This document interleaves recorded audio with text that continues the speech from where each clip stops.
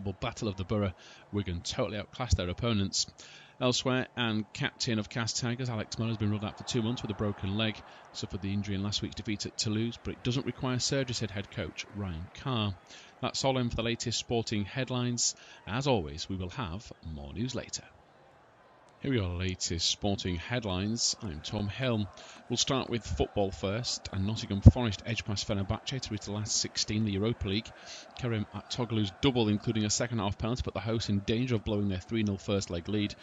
Callum Hudson-Odoi strike eased fears of complete collapse as Vitor Pereira's side progressed. Despite their sloppy performance, they'll have to face FC Midland, who beat them in October, Real Betis, who Forest drew 2-2 with in Spain during the league phase. Pereira said, "We move forward, I'm happy, we put under pressure. It's like a thriller with suspense. We were suffering a bit, we're in the moment with a season where we need to think about not one game, but about the next one." Elsewhere, Crystal Palace proved too strong for Bosnian side Zrinski to move into the last 16 of the Conference League.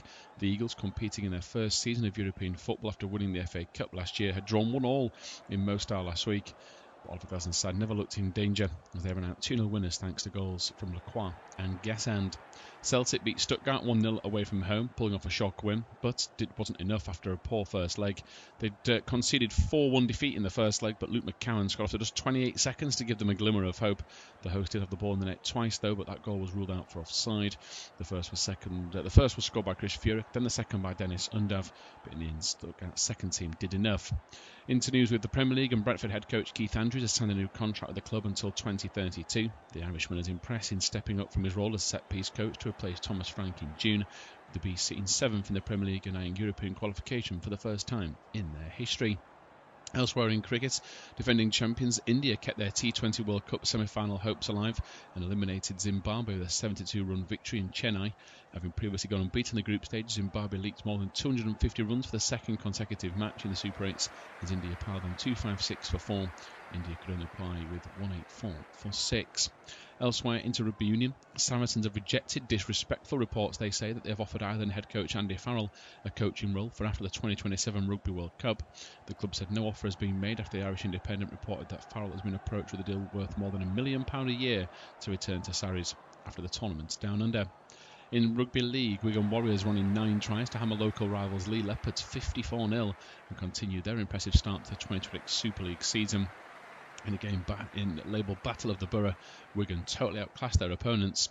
Elsewhere, and captain of Cast Tigers, Alex Muller, has been ruled out for 2 months with a broken leg. Suffered the injury in last week's defeat at Toulouse, but it doesn't require surgery, said head coach Ryan Carr. That's all in for the latest sporting headlines. As always, we will have more news later.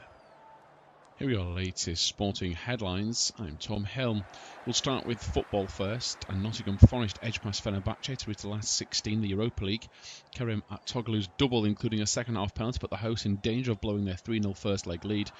Callum Hudson-Odoi strike eased fears of complete collapse as Vitor Pereira's side progressed. Despite their sloppy performance, they'll have to face FC Midland, who beat them in October, Real Betis, who Forest drew 2-2 with in Spain during the league phase. Pereira said, "We move forward, I'm happy, we put under pressure. It's like a thriller with suspense. We were suffering a bit, we're in the moment with a season where we need to think about not one game, but about the next one." Elsewhere, Crystal Palace proved too strong for Bosnian side Zrinski to move into the last 16 of the Conference League. The Eagles, competing in their first season of European football after winning the FA Cup last year, had drawn 1-1 in Mostar last week. Oliver Glasner's side never looked in danger as they were out 2-0 winners thanks to goals from Lacroix and Guessand. Celtic beat Stuttgart 1-0 away from home, pulling off a shock win, but it wasn't enough after a poor first leg. They'd conceded 4-1 defeat in the first leg, but Luke McCowan scored after just 28 seconds to give them a glimmer of hope.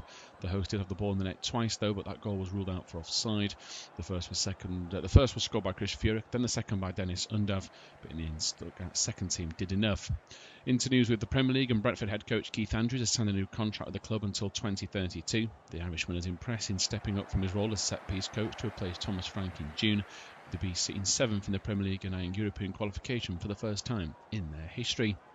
Elsewhere in cricket, defending champions India kept their T20 World Cup semi-final hopes alive and eliminated Zimbabwe with a 72-run victory in Chennai. Having previously gone unbeaten in the group stage, Zimbabwe leaked more than 250 runs for the second consecutive match in the Super 8s as India piled on 256 for 4. India could only reply with 184 for 6. Elsewhere, into rugby union, Saracens have rejected disrespectful reports they say that they have offered Ireland head coach Andy Farrell a coaching role for after the 2027 Rugby World Cup. The club said no offer has been made after the Irish Independent reported that Farrell has been approached with a deal worth more than £1 million a year to return to Sarries after the tournament down under. In Rugby League, Wigan Warriors running 9 tries to hammer local rivals Lee Leopards 54-0 and continue their impressive start to the 2026 Super League season. In a game labelled Battle of the Borough, Wigan totally outclassed their opponents. Elsewhere, and captain of Cast Tigers, Alex Muller, has been ruled out for 2 months with a broken leg. Suffered the injury in last week's defeat at Toulouse, but it doesn't require surgery, said head coach Ryan Carr. That's all in for the latest sporting headlines. As always, we will have more news later. Here are the latest sporting headlines. I'm Tom Hill. We'll start with football first, and Nottingham Forest edged past Fenerbahce to reach the last 16 in the Europa League. Kerem Aktoglu's double, including a second-half penalty, put the hosts in danger of blowing their 3-0 first-leg lead. Callum Hudson-Odoi strike eased fears of complete collapse as Vitor Pereira's side progressed. Despite their sloppy performance, they will have a face FC Midland, who beat them in October, Real Betis, who Forest drew 2-2 with in Spain during the league phase. Pereira said, "We moved forward, I'm happy, we put under pressure. It's like a thriller with suspense. We were suffering a bit, we're in the moment with a season where we need to think about not one game, but about the next one." Elsewhere, Crystal Palace proved too strong for Bosnian side Zrinski to move into the last 16 of the Conference League. The Eagles, competing in their first season of European football after winning the FA Cup last year, had drawn 1-1 in Mostar last week. Oliver Glasner's side never looked in danger as they ran out 2-0 winners thanks to goals from Lacroix and Guessand. Celtic beat Stuttgart 1-0 away from home, pulling off a shock win, but it wasn't enough after a poor first leg. They'd conceded 4-1 defeat in the first leg, but Luke McCowan scored after just 28 seconds to give them a glimmer of hope. The host did have the ball in the net twice though, but that goal was ruled out for offside. The first was scored by Chris Furyk, then the second by Dennis Undav, but in the end Stuttgart's second team did enough. Into news with the Premier League, and Brentford head coach Keith Andrews has signed a new contract with the club until 2032. The Irishman is impressed in stepping up from his role as set-piece coach to replace Thomas Frank in June, with the Bees sitting 7th in the Premier League and eyeing European qualification for the first time in their history. Elsewhere in cricket, defending champions India kept their T20 World Cup semi-final hopes alive and eliminated Zimbabwe with a 72-run victory in Chennai. Having previously gone unbeaten in the group stage, Zimbabwe leaked more than 250 runs for the second consecutive match in the Super 8s as India piled on 256 for 4. India could only reply with 184 for 6. Elsewhere, into rugby union, Saracens have rejected disrespectful reports they say that they have offered Ireland head coach Andy Farrell a coaching role for after the 2027 Rugby World Cup. The club said no offer has been made after the Irish Independent reported that Farrell has been approached with a deal worth more than £1 million a year to return to Sarries after the tournament down under. In Rugby League, Wigan Warriors running 9 tries to hammer local rivals Lee Leopards 54-0 and continue their impressive start to the 2026 Super League season. In a game labelled Battle of the Borough, Wigan totally outclassed their opponents. Elsewhere, and captain of Cast Tigers, Alex Muller, has been ruled out for 2 months with a broken leg. Suffered the injury in last week's defeat at Toulouse, but it doesn't require surgery, said head coach Ryan Carr. That's all in for the latest sporting headlines. As always, we will have more news later. Here are the latest sporting headlines. I'm Tom Hill.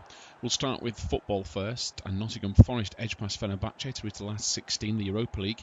Kerem Aktoglu's double, including a second-half penalty, put the hosts in danger of blowing their 3-0 first-leg lead. Callum Hudson-Odoi strike eased fears of complete collapse as Vitor Pereira's side progressed. Despite their sloppy performance, they will have a face FC Midland, who beat them in October, Real Betis, who Forest drew 2-2 with in Spain during the league phase. Pereira said, "We moved forward, I'm happy, we put under pressure. It's like a thriller with suspense. We were suffering a bit, we're in the moment with a season where we need to think about not one game, but about the next one." Elsewhere, Crystal Palace proved too strong for Bosnian side Zrinski to move into the last 16 of the Conference League. The Eagles, competing in their first season of European football after winning the FA Cup last year, had drawn 1-1 in Mostar last week. Oliver Glasner's side never looked in danger as they ran out 2-0 winners thanks to goals from Lacroix and Guessand. Celtic beat Stuttgart 1-0 away from home, pulling off a shock win, but it wasn't enough after a poor first leg. They'd conceded 4-1 defeat in the first leg, but Luke McCowan scored after just 28 seconds to give them a glimmer of hope. The host did have the ball in the net twice though, but that goal was ruled out for offside. The first was scored by Chris Furyk, then the second by Dennis Undav, but in the end Stuttgart's second team did enough. Into news with the Premier League, and Brentford head coach Keith Andrews has signed a new contract with the club until 2032. The Irishman is impressed in stepping up from his role as set-piece coach to replace Thomas Frank in June, the Bees sitting 7th in the Premier League and eyeing European qualification for the first time in their history. Elsewhere in cricket, defending champions India kept their T20 World Cup semi-final hopes alive and eliminated Zimbabwe with a 72-run victory in Chennai. Having previously gone unbeaten in the group stage, Zimbabwe leaked more than 250 runs for the second consecutive match in the Super 8s as India piled on 256 for 4. India could only reply with 184 for 6. Elsewhere, into rugby union, Saracens have rejected disrespectful reports they say that they have offered Ireland head coach Andy Farrell a coaching role for after the 2027 Rugby World Cup. The club said no offer has been made after the Irish Independent reported that Farrell has been approached with a deal worth more than £1 million a year to return to Sarries after the tournament down under. In Rugby League, Wigan Warriors running 9 tries to hammer local rivals Lee Leopards 54-0 and continue their impressive start to the 2026 Super League season. In a game labelled Battle of the Borough, Wigan totally outclassed their opponents. Elsewhere, and captain of Cast Tigers, Alex Muller, has been ruled out for 2 months with a broken leg. Suffered the injury in last week's defeat at Toulouse, but it doesn't require surgery, said head coach Ryan Carr. That's all in for the latest sporting headlines. As always, we will have more news later. Here we are, latest sporting headlines. I'm Tom Hill. We'll start with football first, and Nottingham Forest edged past Fenerbahce to reach the last 16 in the Europa League. Kerem Aktoglu's double, including a second half penalty, put the hosts in danger of blowing their 3-0 first leg lead.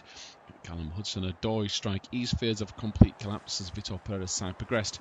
Despite their sloppy performance, they'll have to face FC Midlands, who beat them in October, Real Betis, who Forest drew 2-2 with in Spain during the league phase.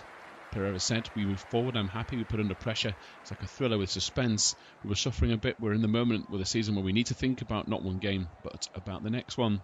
Elsewhere, Crystal Palace proved too strong for Bosnian side Zrinski to move into the last 16 of the Conference League. The Eagles, competing in their first season of European football after winning the FA Cup last year, had drawn 1-1 in Mostar last week. Oliver Glasner's side never looked in danger as they were out 2-0 winners thanks to goals from Lacroix and Gassand. Celtic beat Stuttgart 1-0 away from home, pulling off a shock win, but it wasn't enough after a poor first leg. They'd conceded 4-1 defeat in the first leg, but Luke McCowan scored after just 28 seconds to give them a glimmer of hope. The hosts did have the ball in the net twice though, but that goal was ruled out for offside. The first was scored by Chris Furyk, then the second by Dennis Undav, but in the end, Stuttgart's second team did enough. Into news with the Premier League, and Brentford head coach Keith Andrews has signed a new contract with the club until 2032. The Irishman is impressed in stepping up from his role as set-piece coach to replace Thomas Frank in June, with the Bees sitting 7th in the Premier League and eyeing European qualification for the first time in their history. Elsewhere in cricket, defending champions India kept their T20 World Cup semi-final hopes alive and eliminated Zimbabwe with a 72-run victory in Chennai. Having previously gone unbeaten in the group stage, Zimbabwe leaked more than 250 runs for the second consecutive match in the Super 8s as India piled on 256 for 4. India could only reply with 184 for 6. Elsewhere, into rugby union, Saracens have rejected disrespectful reports they say that they have offered Ireland head coach Andy Farrell a coaching role for after the 2027 Rugby World Cup. The club said no offer has been made after the Irish Independent reported that Farrell has been approached with a deal worth more than £1 million a year to return to Sarries after the tournament down under. In Rugby League, Wigan Warriors running 9 tries to hammer local rivals Lee Leopards 54-0 and continue their impressive start to the 2026 Super League season. In a game labelled Battle of the Borough, Wigan totally outclassed their opponents. Elsewhere, and captain of Cast Tigers, Alex Muller, has been ruled out for 2 months with a broken leg. Suffered the injury in last week's defeat at Toulouse, but it doesn't require surgery, said head coach Ryan Carr. That's all in for the latest sporting headlines. As always, we will have more news later. Here we are, latest sporting headlines. I'm Tom Hill. We'll start with football first, and Nottingham Forest edged past Fenerbahce to reach the last 16 in the Europa League. Kerem Aktoglu's double, including a second half penalty, put the hosts in danger of blowing their 3-0 first leg lead. Callum Hudson-Odoi strike eased fears of complete collapse as Vitor Pereira's side progressed. Despite their sloppy performance, they'll have to face FC Midlands, who beat them in October, Real Betis, who Forest drew 2-2 with in Spain during the league phase. Pereira said, "We move forward, I'm happy, we put under pressure. It's like a thriller with suspense. We were suffering a bit, we're in the moment with a season where we need to think about not one game, but about the next one." Elsewhere, Crystal Palace proved too strong for Bosnian side Zrinski to move into the last 16 of the Conference League. The Eagles, competing in their first season of European football after winning the FA Cup last year, had drawn 1-1 in Mostar last week. Oliver Glasner's side never looked in danger as they were out 2-0 winners thanks to goals from Lacroix and Gassand. Celtic beat Stuttgart 1-0 away from home, pulling off a shock win, but it wasn't enough after a poor first leg. They'd conceded 4-1 defeat in the first leg, but Luke McCowan scored after just 28 seconds to give them a glimmer of hope. The hosts did have the ball in the net twice though, but that goal was ruled out for offside. The first was scored by Chris Furyk, then the second by Dennis Undav, but in the end Stuttgart's second team did enough. Into news with the Premier League, and Brentford head coach Keith Andrews has signed a new contract with the club until 2032. The Irishman is impressed in stepping up from his role as set-piece coach to replace Thomas Frank in June, with the Bees sitting 7th in the Premier League and eyeing European qualification for the first time in their history. Elsewhere in cricket, defending champions India kept their T20 World Cup semi-final hopes alive and eliminated Zimbabwe with a 72-run victory in Chennai. Having previously gone unbeaten in the group stage, Zimbabwe leaked more than 250 runs for the second consecutive match in the Super 8s as India piled on 256 for 4. India could only apply with 184 for 6. Elsewhere, into rugby union, Saracens have rejected disrespectful reports they say that they have offered Ireland head coach Andy Farrell a coaching role for after the 2027 Rugby World Cup. The club said no offer has been made after the Irish Independent reported that Farrell has been approached with a deal worth more than £1 million a year to return to Sarries after the tournament down under. In Rugby League, Wigan Warriors running 9 tries to hammer local rivals Lee Leopards 54-0 and continue their impressive start to the 2026 Super League season. In a game labelled Battle of the Borough, Wigan totally outclassed their opponents. Elsewhere, and captain of Cast Tigers Alex Muller has been ruled out for 2 months with a broken leg. Suffered the injury in last week's defeat at Toulouse, but it doesn't require surgery, said head coach Ryan Carr. That's all in for the latest sporting headlines. As always, we will have more news later. Here are your latest sporting headlines. I'm Tom Hill. We'll start with football first, and Nottingham Forest edged past Fenerbahce to reach the last 16 in the Europa League. Kerem Aktoglu's double, including a second half penalty, put the hosts in danger of blowing their 3-0 first leg lead. Callum Hudson-Odoi strike eased fears of complete collapse as Vitor Pereira's side progressed. Despite their sloppy performance, they will have a face FC Midlands, who beat them in October, Real Betis, who Forest drew 2-2 with in Spain during the league phase. Pereira said, "We moved forward. I'm happy we put under pressure. It's like a thriller with suspense. We were suffering a bit. We're in the moment with a season where we need to think about not one game, but about the next one." Elsewhere, Crystal Palace proved too strong for Bosnian side Zrinski to move into the last 16 of the Conference League. The Eagles, competing in their first season of European football after winning the FA Cup last year, had drawn 1-1 in Mo Style last week. Oliver Glasner's side never looked in danger as they were out 2-0 winners thanks to goals from Lacroix and Gassand. Celtic beat Stuttgart 1-0 away from home, pulling off a shock win, but it wasn't enough after a poor first leg. They'd conceded 4-1 defeat in the first leg, but Luke McCowan scored after just 28 seconds to give them a glimmer of hope. The hosts did have the ball in the net twice though, but that goal was ruled out for offside. The first was scored by Chris Furyk, then the second by Dennis Undav, but in the end Stuttgart's second team did enough. Into news with the Premier League, and Brentford head coach Keith Andrews has signed a new contract with the club until 2032. The Irishman is impressed in stepping up from his role as set-piece coach to replace Thomas Frank in June, with the Bees sitting 7th in the Premier League and eyeing European qualification for the first time in their history. Elsewhere in cricket, defending champions India kept their T20 World Cup semi-final hopes alive and eliminated Zimbabwe with a 72-run victory in Chennai. Having previously gone unbeaten in the group stage, Zimbabwe leaked more than 250 runs for the second consecutive match in the Super 8s as India piled on 256 for 4. India could only apply with 184 for 6. Elsewhere, into rugby union, Saracens have rejected disrespectful reports they say that they have offered Ireland head coach Andy Farrell a coaching role for after the 2027 Rugby World Cup. The club said no offer has been made after the Irish Independent reported that Farrell has been approached with a deal worth more than £1 million a year to return to Sarries after the tournament down under. In Rugby League, Wigan Warriors running 9 tries to hammer local rivals Lee Leopards 54-0 and continue their impressive start to the 2026 Super League season. In a game labelled Battle of the Borough, Wigan totally outclassed their opponents. Elsewhere, and captain of Cast Tigers Alex Muller has been ruled out for 2 months with a broken leg. Suffered the injury in last week's defeat at Toulouse, but it doesn't require surgery, said head coach Ryan Carr. That's all in for the latest sporting headlines. As always, we will have more news later. Here are your latest sporting headlines. I'm Tom Hill. We'll start with football first, and Nottingham Forest edged past Fenerbahce to reach the last 16 in the Europa League. Kerem Aktoglu's double, including a second half penalty, put the hosts in danger of blowing their 3-0 first leg lead. Callum Hudson-Odoi strike eased fears of complete collapse as Vitor Pereira's side progressed. Despite their sloppy performance, they will have a face FC Midlands, who beat them in October, Real Betis, who Forest drew 2-2 with in Spain during the league phase. Pereira said, "We move forward. I'm happy. We put under pressure. It's like a thriller with suspense. We were suffering a bit. We're in the moment with a season where we need to think about not one game, but about the next one."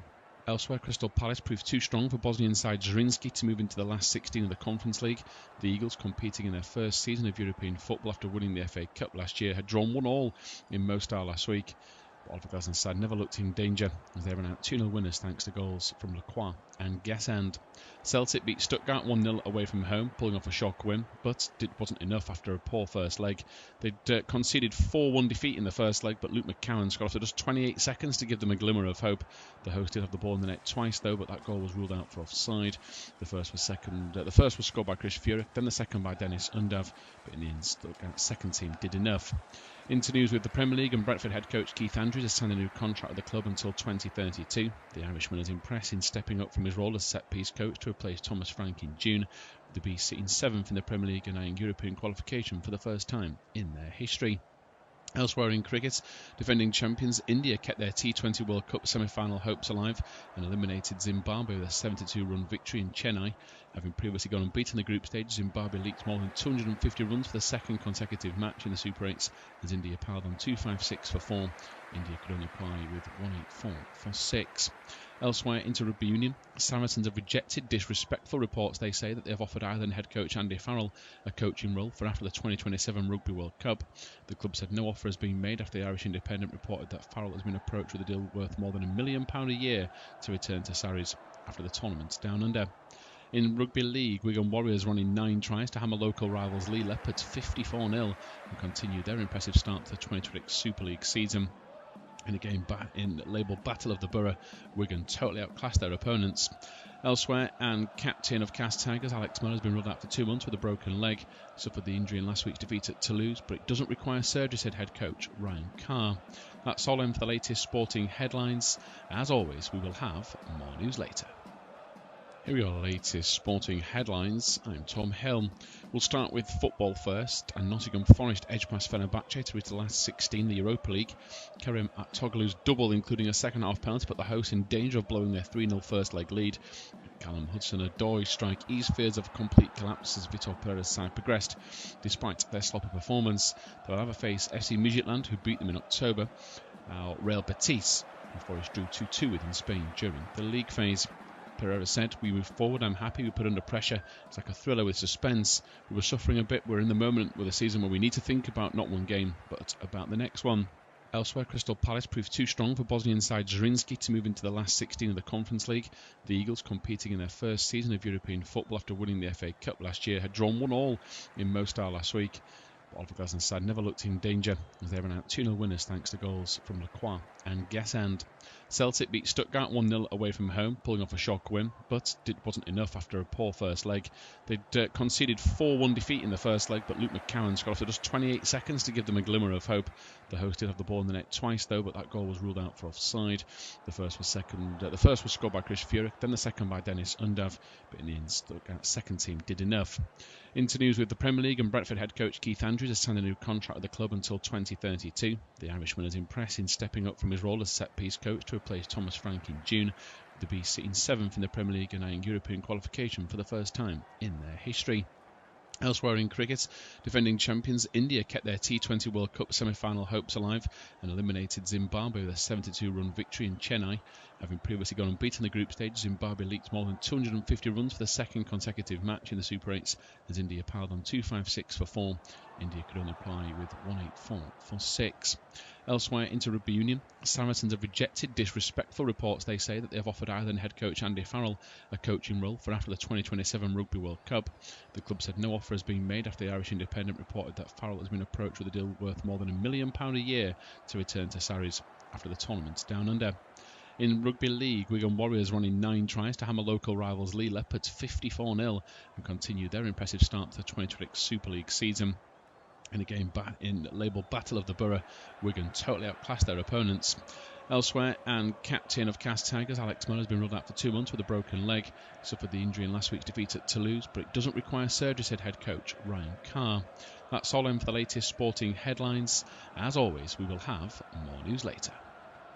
Here we are, latest sporting headlines. I'm Tom Hill. We'll start with football first, and Nottingham Forest edged past Fenerbahce to reach the last 16 the Europa League. Kerim Aktoglu's double, including a second half penalty, put the hosts in danger of blowing their 3-0 first leg lead.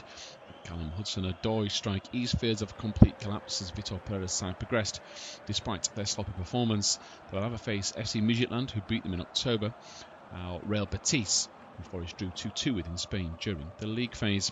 Pereira said, "We moved forward, I'm happy we put under pressure.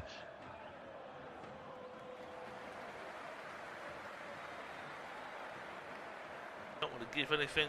Harrogate, if anything, needs this a lot more than Cheltenham do, but I'd be surprised if Cheltenham obviously won this evening as well."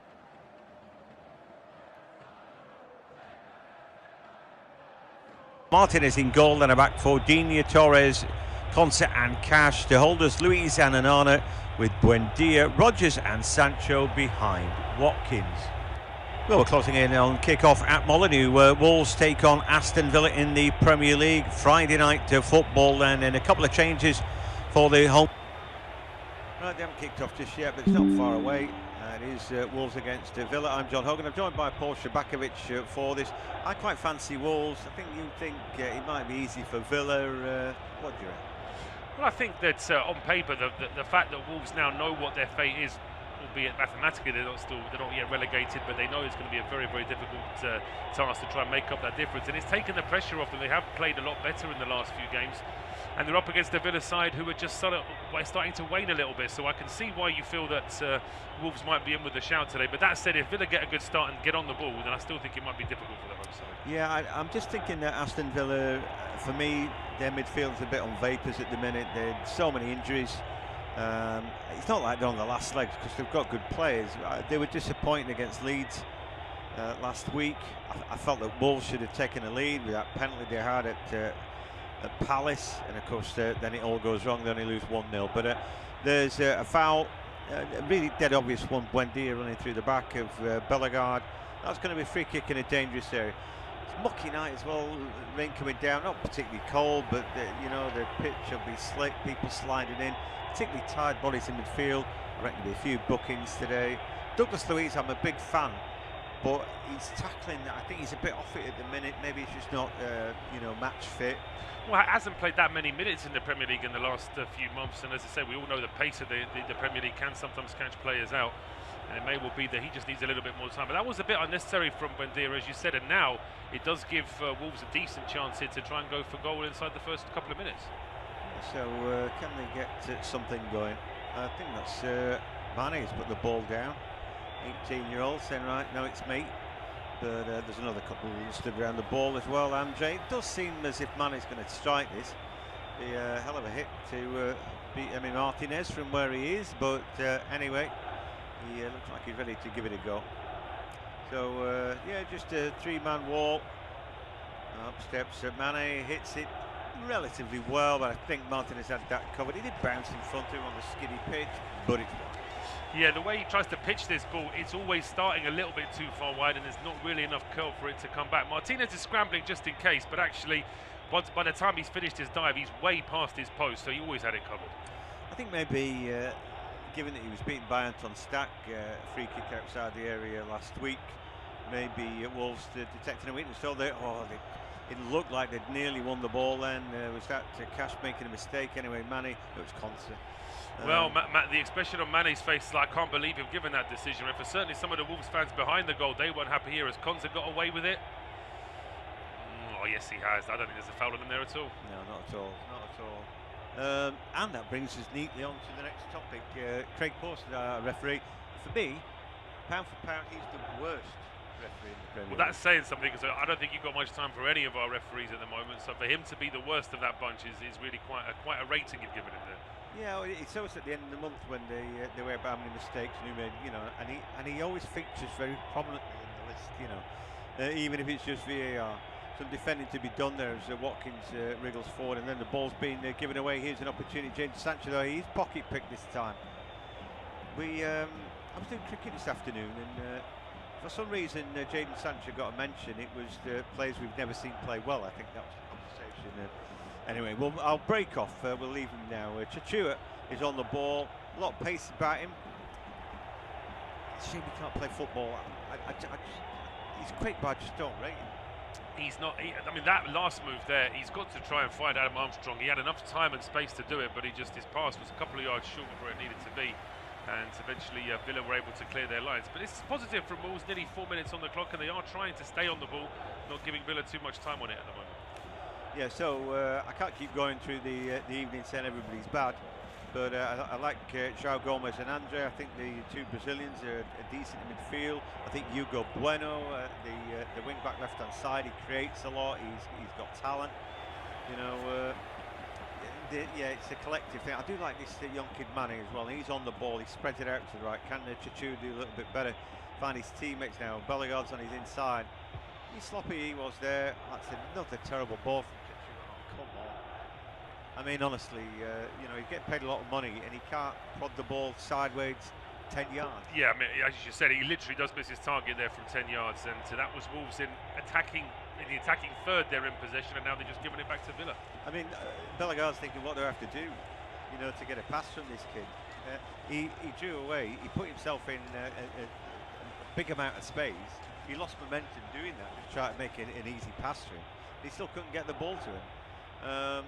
I think, I don't know if, I'll take a look, but if Rodrigo Gomes is on the bench, you'll be watching that and thinking, why on earth am I not playing in this game anyway? Well, he has been in the team the last few games, and he's just been, in fact, a couple of the games I've done for Wolves recently, those two have swapped, whether it's Rodrigo Gomes starting and then Tachua coming on for him.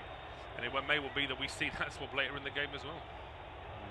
Quickly enough for me. I'm a big fan of Rodrigo Gomes, and for me, he's a much better ball. He might be not as quick.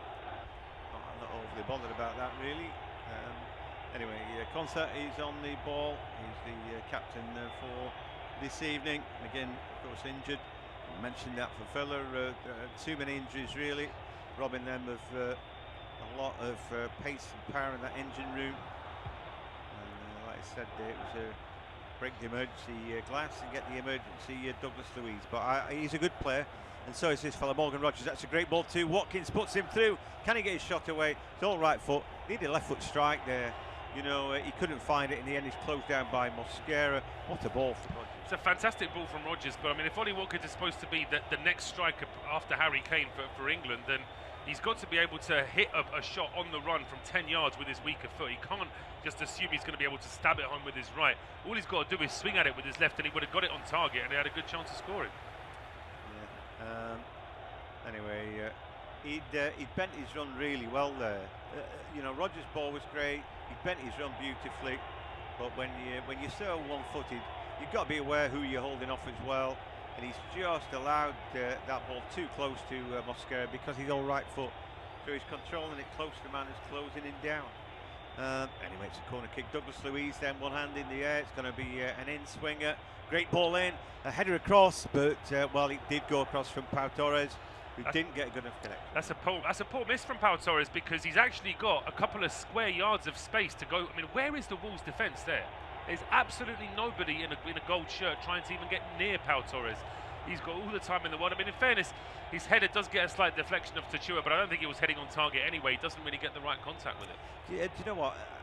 This won't be the first time that I've tipped up Wolves for a win this season. And then when I was watching, I go, oh yeah, they're terrible at the back. And it's like I forgot. Anyway, Dean is going to take a corner kick now. That must have got a last touch off one of those old gold shirts. Dini then, good looking ball in. Up go the headers again. It's not been particularly cleared well. They are a mess at the back, a red hot mess. I don't really get the Rob Edwards thing. I don't understand the we can't defend, so we'll have more defenders idea. He always plays here at the back, doesn't he? But I'm not sure it always works. Well, I think he's also having to make do with the players that he's already got at Wolves. It may well be that come the summer when there's going to be a big clear out and they do go down, there's going to be an opportunity for him to bring in a few more of his own players. I mean, you mentioned the two Brazilians in midfield. Can't see either of them going down into the championship. No, they may not want to. And then he's got a job lot of poor centre-backs, in my opinion, anyway. Little flick there by João Gomes into midfield. Man is fighting for it, and again he's just been hauled down. He's a young kid. He seems to be holding it all. He's the only one who's playing well tonight for Wolves. He is. I mean, he has been one of the very few bright sparks for Wolves in what has been a pretty dire season, really. But him sort of coming out of the woodwork and actually, as you said, sort of giving them something out of nothing in games where they've looked like they've got absolutely no chance of scoring. Ricardare, a big forward, but hasn't really shown it. You know, has had enough games, I think, to try and show it. But obviously, he's in a bad team, so I think it's difficult for any Wolves player to really show their best when they're in the team like they're in at the moment.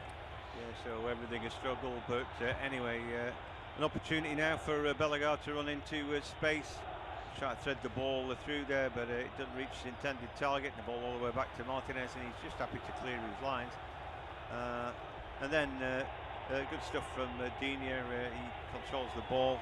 I'm not sure it was him, but it might have been Buendia. Anyway, Cash on the ball now, and an easy ball to Anana. Yeah, for Villa, just that engine room, I think, you know, just missing a little bit.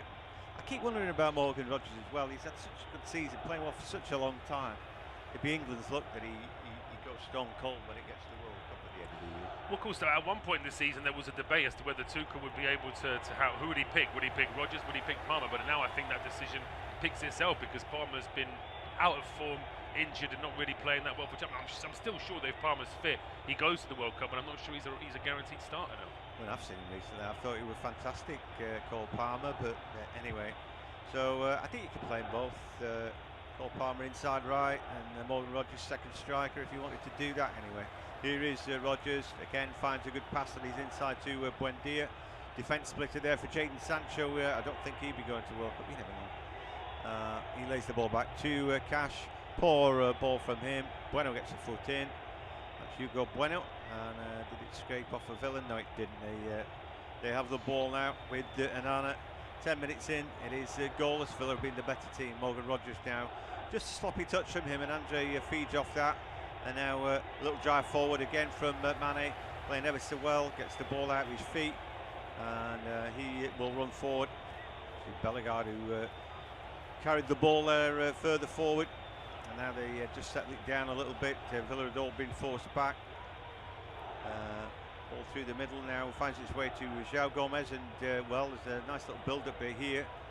And then Hugo Bueno, double mark, but gets the ball out of his feet to João Gomez, and then Andre. And he goes backwards again. Totti Gomez, who is the club captain, but he'd be one of those I'd be ready to let go of. And he puts the ball in to Anana, who he's having a fight, feels a bit of pressure, then falls straight down. Again, the referee bails him out. You know, I don't really necessarily see a foul it's there. Almost like a sort of unwritten rule in that situation, that little bit of contact is enough. I mean, players have been learning over a period of time that if they fall in those situations, they're going to get free kicks, and the referees are just happy to oblige. Yeah, seemingly. I didn't think that Hugo Bueno did too much wrong. Maybe just... well, the one we saw in the first few minutes with Mane and Konsa, that was nothing. I mean, Mane put a hand on Konsa when he fell over like he'd been shoved. I mean, he completely got out of jail there because he was losing the ball as well. Yeah, I thought it was a poor touch, and he just dropped to the ground, and that was hopeful. You know, he did a good job of it, selling it to the referee. Anyway, Villa play the ball out there, but it's gone out on the full. Not a good ball from Pau Torres. Lucky night at Molineux, and the Wolves still yet to get that point. I mean, still 10 points. Worst ever team in Derby on 11. There's a load of games to go, and you assume that they're not going to be the worst team there's ever been in the Premier League. Fingers crossed and all that, and I still believe they get something out tonight, but they've got to play better because they've made a poor start. They have, yeah. I think with Rob Edwards coming in to sort of try and get things started for next season, it does give them a chance to sort of experiment to some extent. And I think a little bit of the pressure is off, but all those doubts and all those problems that they've had going into into this sort of period under Rob Edwards, they're still going to be there, aren't they? As they win themselves a free kick now after a trip from Matt Cash. Yeah, what would concern me is not the. I thought Rob Edwards got tuned out of Luton in the top flight. You know, they were impressive to some degree, but it was the next season where it's like, well, he's going to face something similar. Team going down, a little bit free fall players going, and then to galvanise. He didn't do a good job of that. You know, you could argue. Towards the end, no, and then he was at Borough briefly before he got the chance to leave Borough to come back to the Premier League with Wolves. I mean, there is talk that he is from this part of the world. His family still live in the West Midlands, so there is that side of it as well. But yeah, it's going to be a big task, as I say. We've seen the big teams dropping into the Championship. It's not a guarantee they're going to come back, but they've got a free kick now here with Hugo Bueno. Yeah, and he launches that one to the far post, looking for Mosquera, heads it across. An opportunity now, and that's it. Well, that's a funny old hit from Totti Gomez. I don't think he's expecting that to be as good a chance as what it turned out to be. He's basically 8-9 yards out from goal. Nobody's really closing him down, and he sort of just angled his foot towards the ball, and really he should have taken a swing at it. It's a nothing of an effort, really, isn't it? Maybe he should have been looking to it with his left foot. I don't know, but it just seemed all a bit of a waste. Long ball for, talking about waste, long ball for Villa there. It just skips away off the turf, and I know Ollie Watkins is quick, but we're never going to catch that. 0-0 then at Molineux. At least that's the first opportunity really for Totti. First appearance is December 13th for him. He'd had problems with a hamstring injury.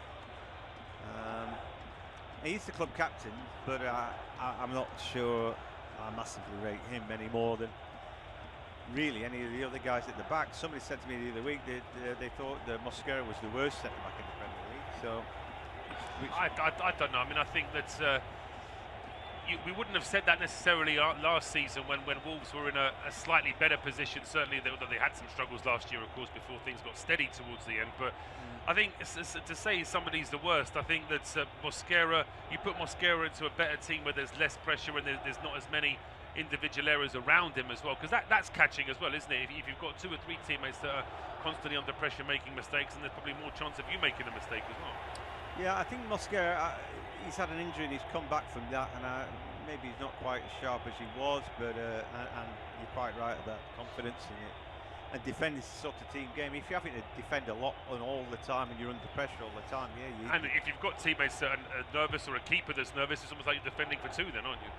Exactly that. So, yeah, Rob Edwards preferring Jose Sarr.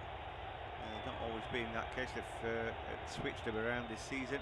Anyway, no, there's just a slip there, and it might allow Rodgers in. Still mass ranks at the back, and Andre's done really well, the Brazilian international. Shibby's round 1, beats another one, and he's able to clear his lines. Great play from him, and then Armstrong plays the ball slightly behind his man. The nerve of Tachua to tell Armstrong where he wants to pass after he's misplaced about 3 in this game already. But he does have a point, though, to be fair to Tachua. He needed that pass ahead of him. Credit to Andre there, because he slipped and presented that ball to Rodgers, but then he also made sure that he corrected that mistake himself. Yeah, it looked like he then got fouled by Buendia, but he kept his feet. I like Andre, I think he's a good player. But there's something about Wolves last season. They were such happy campers, weren't they? Everyone seemed to be enjoying their football there. They had players who were linked to SNO. I'm happy here, you know. They did, but then I did think there must have been a few issues behind the scenes, because at the start of this season, when Vitor Pereira was still in charge, he named Sam Johnston as his first keeper. Now, I think most Premier League managers, with the greatest of respect to Sam Johnston, would say that Jose Sarr is a better keeper than Sam Johnston. Jose Sarr is a fellow Portuguese compatriot, and yet for some reason there was a personal issue there, so there may have been a few other things behind the scenes. Yeah, maybe. He issued... we'll break off, because here comes a cross from the... Well, the shot comes in, and in the end it's straight down the middle, but good cross. Douglas Luiz it was in the area. I'm just struggling to think who's that in the middle, but it's a good ball from Cash.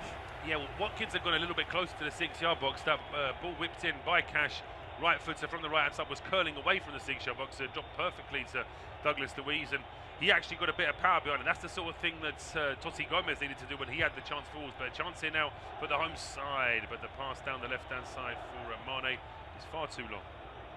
Yep, not going to get there. So interesting first 17, 18 minutes or so. I think the home team are in it.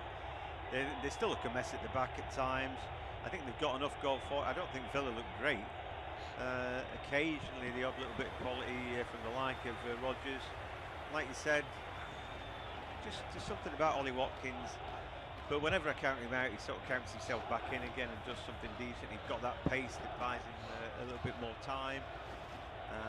Maybe he scores today, but I don't know. Yeah, I think Wolves have still got an opportunity to grab 3 points, but They're going to have to play better, and here we go again. Matty Cash is bombing on down the right-hand side. Finds this Sancho, who takes the ball away from João Gomez.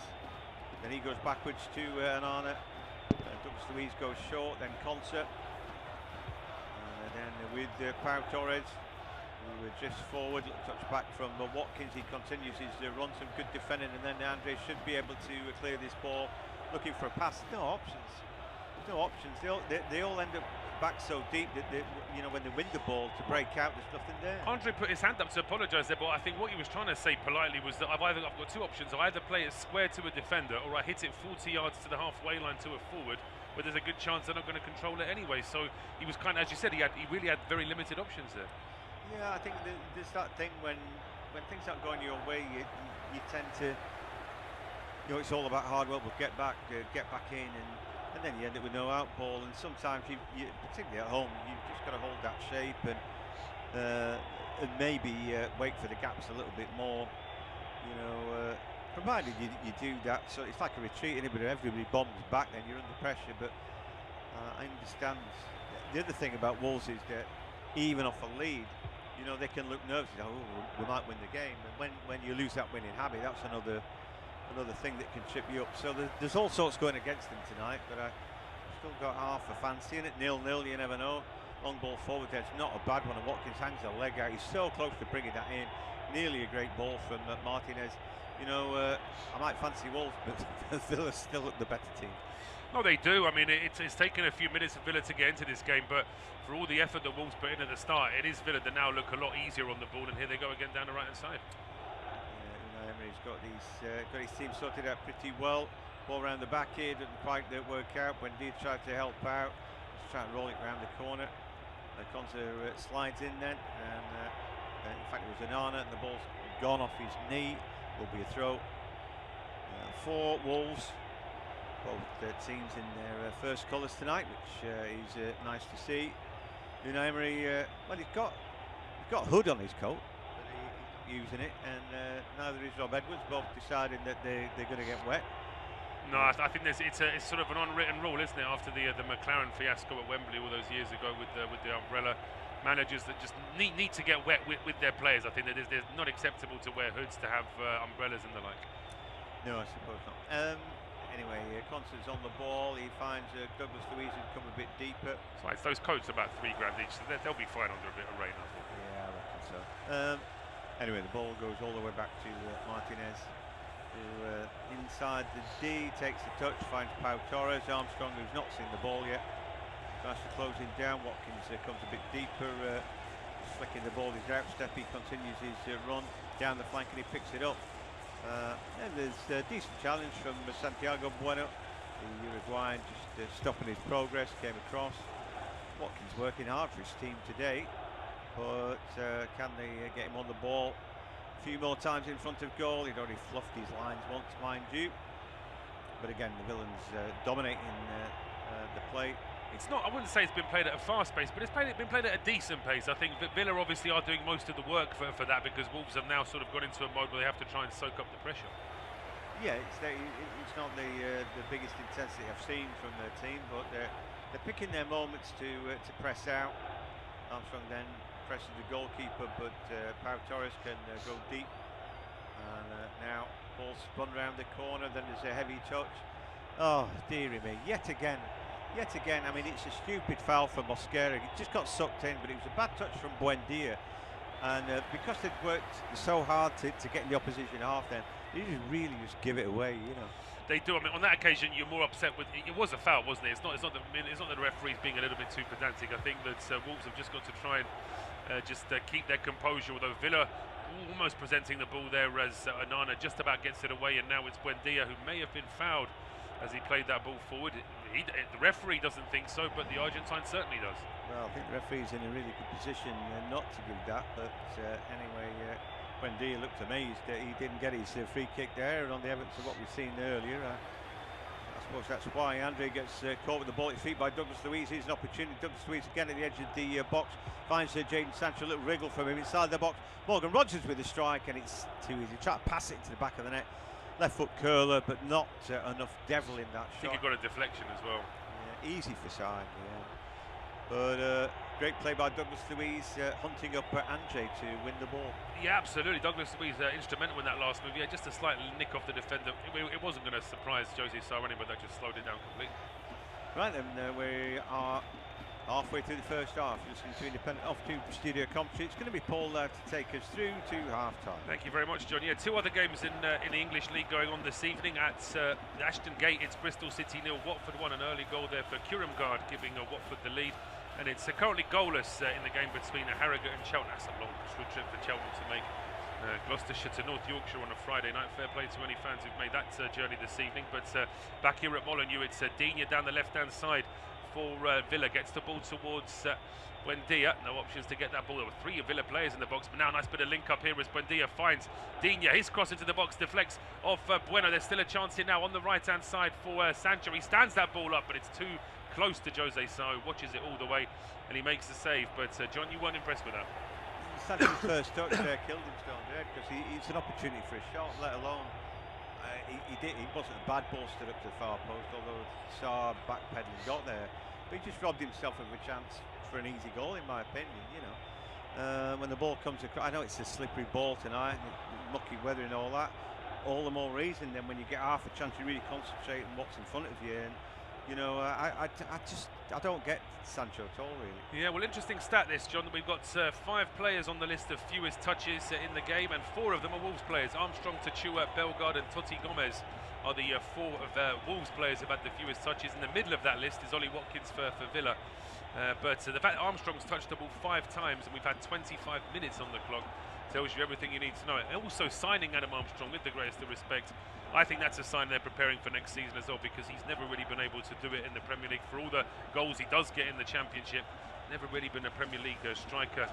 Adam Armstrong, as here come Wolves now down the left-hand side here with Hugo Bueno. Right, I'm just looking then, Wolves on the attack. I'm looking for Armstrong, and he just stood offside. And I'm thinking, I know you're quick and all that, but all you're going to get is flagged there. It's always difficult for strikers against Villa because they play a good offside line. But there's no point in being on the shoulder, being offside. Well, no, it's one thing playing a good line, but you don't need to play a good line if the forwards. I mean, he does it again there. I mean, he wanted an early pass there, in fairness to him, but I'm not sure it was on with the amount of Villa players in the way. But Wolves now back in possession here in midfield. He's offside. He's offside. He's offside. He's offside. Do you know what? He's just like, well, come on, make your own luck, mate. I know he's going to try and bend that run and get him behind, and that's part of his job, I suppose. But anyway, he's going to get offsided a few times, but he doesn't get the ball because half the time. And now Jose Sa clears it long, and potentially Armstrong could have chased after it, but he couldn't because he was offside, so he had to run back onside first. And in the end, Mane was too far away from it. But good hustle this from Wolves. They win it back on the halfway line. Here is João Gomez, plays it in towards Hugo Bueno, and there's an overlap here from Mane, and he's offside as well. Well, it's commentator's curse. There we were worrying about Adam Armstrong, and actually it's his left wing colleague here, Mane, that strays into an offside position. He's never onside. No, it's right. They play a really good line. I mean, it's part and parcel of what Villa do really well. It's one of the reasons why they're where they are on the table. You know, Wolves should look at their line and try and emulate it, because if you're not particularly good at defending, that's exactly the blueprint that you need. You know, they step up. It's so well organised out, and I think they must work dead hard on that in training to get it so precise. But it keeps on reaping dividends. You know, they'll get 5 or 6 of those a game. No, they will, absolutely. Emi Martinez stands there, arms aloft. I think he was a bit frustrated. There was no option for a shorter free kick. He's just going to have to punt this one long, all the way towards the edge of the Wolves penalty. It's over the head of Watkins, over the head of Mosquera, bounces all the way through towards Jose. Nice to see as well. Stilian Petrov is in the media gantry this evening, doing some TV work. Very popular man, of course, at Villa and at Celtic as well. Yeah, absolutely. He's had his problems, hasn't he, with illness and all that. But the support he got with that just shows you what a sort of cult figure he really is at both clubs. A really popular player and a good pundit as well. Nice to see him here this evening. But for the time being, he'll be concerned because his former side are under pressure down the left-hand side, with Hugo Bueno finding João Gomez. His cross is too low. It's headed away by Douglas Luiz. There's a fight for it here on the left-hand side, but Watkins gets there at Mosquera. But then Andre gets there, and he left a foot in there. I think he might have done. As Douglas Luiz feels the brunt of that. One Brazilian sliding in on another. But it should hopefully be just he picks himself up as well, just a free kick. Yeah, they're having a good little skirmish, those two, at times, aren't they? We saw Douglas Luiz pick his pocket before, and He'll have his card marked. He'll know. I'm such a big fan of Douglas Luiz. Like I said, he's a bit ring rusty, but some of his passing and his vision is superb. And we saw him in the box. A great instinctive shot, but unfortunately for him, it was straight at the goalkeeper. Oh, there's the lesser spotted Armstrong. He gets goal side, and then he flings himself to the ground, and you know that's going to win a free kick. It is. Douglas Luiz having a bit of a word there with Buendia. He wasn't too happy with his teammate there, but now the referee does give Wolves a free kick. 28.5 minutes on the clock, unofficial independent opportunity studio commentary. Goalless at Molineux in the Friday night game. And now back at the edge of the Wolves penalty area here with Totti Gomez over towards Santi Bueno. Tachua getting under pressure, gets that deflection off Buendia. It will be a throw on to Wolves down the right hand side. It's a funny old situation with the managers as well now, isn't it? You think of Ange Postecoglou winning a European trophy with Spurs last summer, then he gets sacked, and within a few months of the new season he takes over at Wolves, at Forest, having Espirito Santo having left, and then he goes to West Ham. Ange then gets sacked, Dyche takes over at Forest, and now Vitor Pereira, who fell out with everyone at Wolves and had a terrible start with them this season, he's now at Forest to try and save them. It's a crazy merry-go-round, really, isn't it? Yeah, again, I like Pereira. I think at the start of the season there was one rallying cry made to everybody at Wolves, and it was that brilliant. It's like, oh, you know, whether you're a Wolves fan or not, you thought, well, that's just the stuff, you know. Oh, we'll just break a while now. Villa have gotten, well, is now Villa going to be upset with the referee because Andre slipped. I didn't think there was a foul on the Brazilian at all, and Unai Emery's certainly not impressed with this either. He's getting soaked through as well here on the touchline. But we haven't shown us a replay, but to me, Andre just slipped. I'm quite surprised that Wolves have got a free kick for that. I really don't know what he's dragged it back for. I've no idea. I think maybe it was something before it got to Andre, because it looked odd, that, didn't it? Yeah, so back to Pereira. I mean, I think he's an inspirational person, I really do. But also, it got dead toxic at Molineux, where he's arguing with the fans and stuff like that, and it was just too much. But I think it's a coup for him to have moved on and got his new gig. I think they're really clever getting him, even though it's like, oh well, hang on, didn't he fail at Wolves? I think what's failed at Wolves is that they haven't put the money in their pockets and invested in him. No, I think, as you say, when you see some of the players that have been signed over the last couple of seasons, I think it's always a very good yardstick to try it out. Wolves could have been on the counter-attack. Referee, give this game half a chance here. He stopped play for a free kick to Wolves around about the centre circle. Andre is in pain, but, I mean, first of all, Buendia crashes into the referee. Then Buendia does catch Andre, but Andre, I think, was already overstretching for the ball anyway. And on top of that, Wolves could have had a counter-attack. Yeah. The thing is, though, Andre wasn't getting up anytime soon. He still could have played on. I mean, it's not a head injury, and now having laid on the turf for a minute, the referee picks him up and he's fine to play on. So the referee should have just played the advantage there for me. Yeah, he's got to have his eyes open for that. He was looking straight at it, I suppose. But yeah, just a bit of anticipation and nous there. And like you said, Wolves would have had a rare attack with bodies forward there, with Buendia sort of losing the ball, if you like. The point I was going to make before that foul was that of the players that Wolves have signed over the last two seasons, how many of them get into almost any other Premier League team? And the answer is probably hardly any, really. They have been trying to do things on a budget, and it has sort of paid the dividends that it deserves, really, with them being in the position that they are now. Yeah, but do you know what? Other teams have to flog, time and time again. Brentford do that, Brighton do that all the time, Bournemouth to some degree. Yeah. But these guys, their scouting comes up with the goods all the time. Well, I think, as you say, the disconnect is the fact that the board don't want to spend the money. They're hoping to basically just pick out the gems. You think that Brentford, Brighton and Bournemouth, they do make good money on players that they sell, but at the same time, they also take a bit of a risk. Because Armstrong, was he taken down by Konza? Right. I mean, the referee was quite happy to let play go on, but I thought that could have been Konza actually stopping Armstrong going for the ball there. Well, I felt there was a foul there, and if there's a foul, he's last man, and if that's right, then it's a red card. Armstrong's not making anything. VAR do a quick rewind now, do you think? No, they won't, because it's about backing up the referee there. He made a massive mistake. Maybe he's not. We need to see that again. But it's like all that happened in a sort of twinkling of an eye there, and it's like, well, no, nothing at all.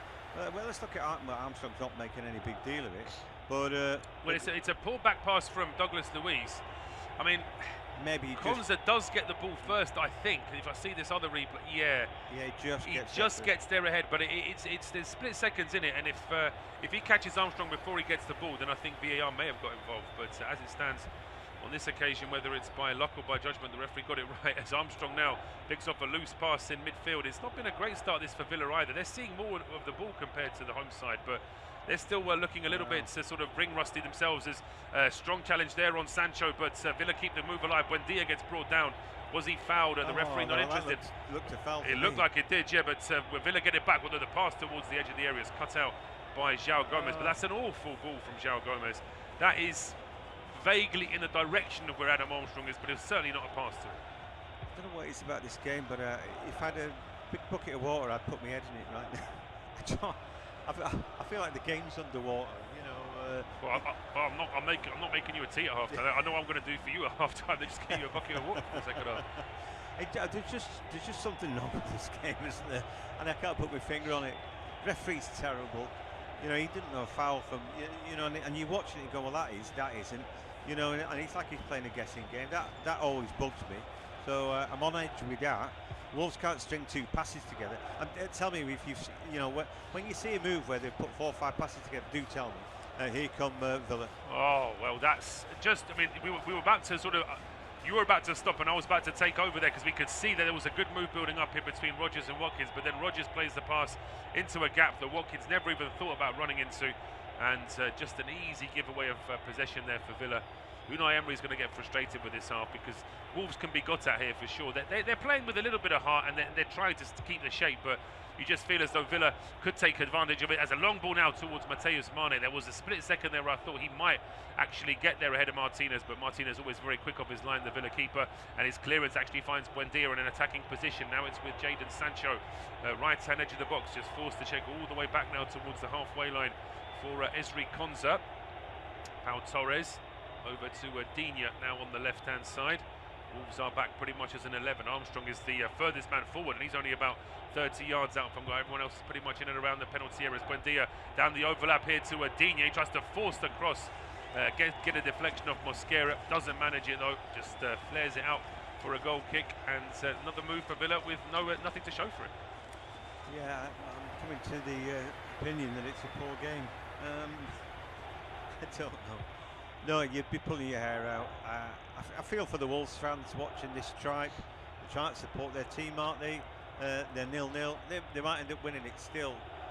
Villa look the better team, but it's only marginal. So far, I'm giving Villa 5 to Wolves' 4. Referee gets 3. Listeners, that is generous. Knowing my colleague, that those ratings, he could have easily taken 1 or 2 of both of those. But in the meantime, we have got an equaliser in the Championship game this evening at Ashton Gate on 37 minutes. It is now 1-1 in that game. Twine, and that's commentator's curse, because I actually said before the game, talking to our 2 colleagues who were covering that one, that Twine, I always feel that he's very good off a set piece, but maybe not good from open play. So I'll be very interested to hear what kind of goal that was that he actually scored in that game. But the groans you heard from my colleague was just Wolves playing out from the back and giving the ball away, not even close to the halfway line. So never mind getting into attacking position. As well, Jose Sá just booted the ball straight behind Mosquera. It's like, well, there you go then. Have it back. You might as well thump it long. You're going to do that, and then try to do something off the second ball when it's headed back. Just absolute rubbish. Yeah, very frustrating here as Villa have the ball in attacking position. That's a good ball out. Onana out towards Buendia. Now it's with Digne. Digne's cross. Oh, it goes over the head of Watkins, but it almost dropped perfectly to Onana. He couldn't get a shot away though when Jose Sá makes the save, and he boots it long as well. And this ball drops perfectly to Armstrong, who cushions that really well out towards the right hand side for Tchoué. Tchoué at the edge of the air. What on earth is that? I mean, he's lifted that ball over everybody. Thankfully, Mane should still be able to keep it in play, but it's not a cross that anyone from Wolves could have done anything with. Now Mane's going to try here from the left-hand side. He puts the ball in, which is over the head of Armstrong. Digne is there to volley clear, but it's not the best clearance either. This poor play is catching to both sides here, I think, as Totti Gomez now trying to find João Gomez. That ball's been quickly picked off. Villa don't keep it, though. Andre now and João Gomez between them just about keep possession before it's back to Santi Bueno. But yeah, it's chaos from both sides here. fill up that bucket of water. It's driving me crazy, this game. Bellegarde now with Buendia. Yeah, he's going to get yellow carded, you think, Buendia. How many fouls do you need to put in?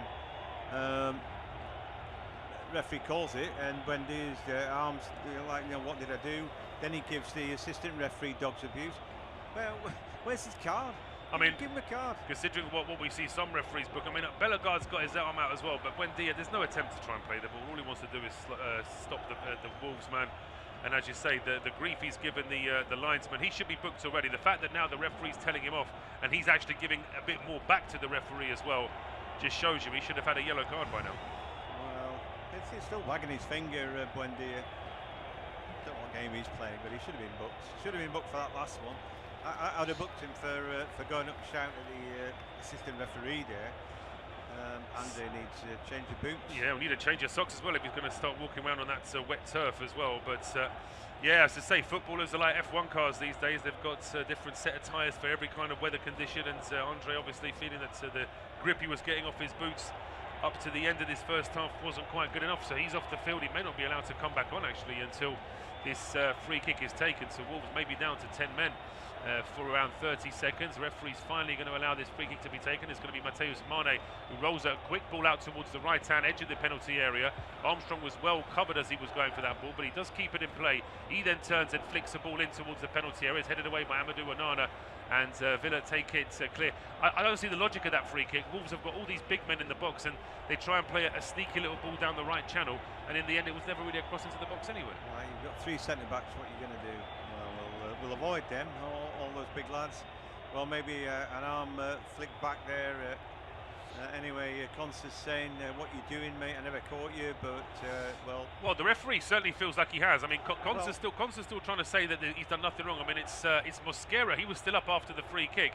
I mean, there is an arm out from Konsa, whether or not he's doing it deliberately, whether or not he's actually hit Mosquera, or whether his elbow's out and they've just collided rather than it being an actual swing of the elbow.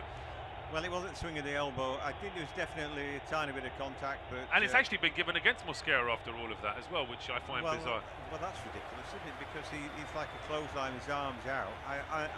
The free kick's been given for the way Mosquera fell into.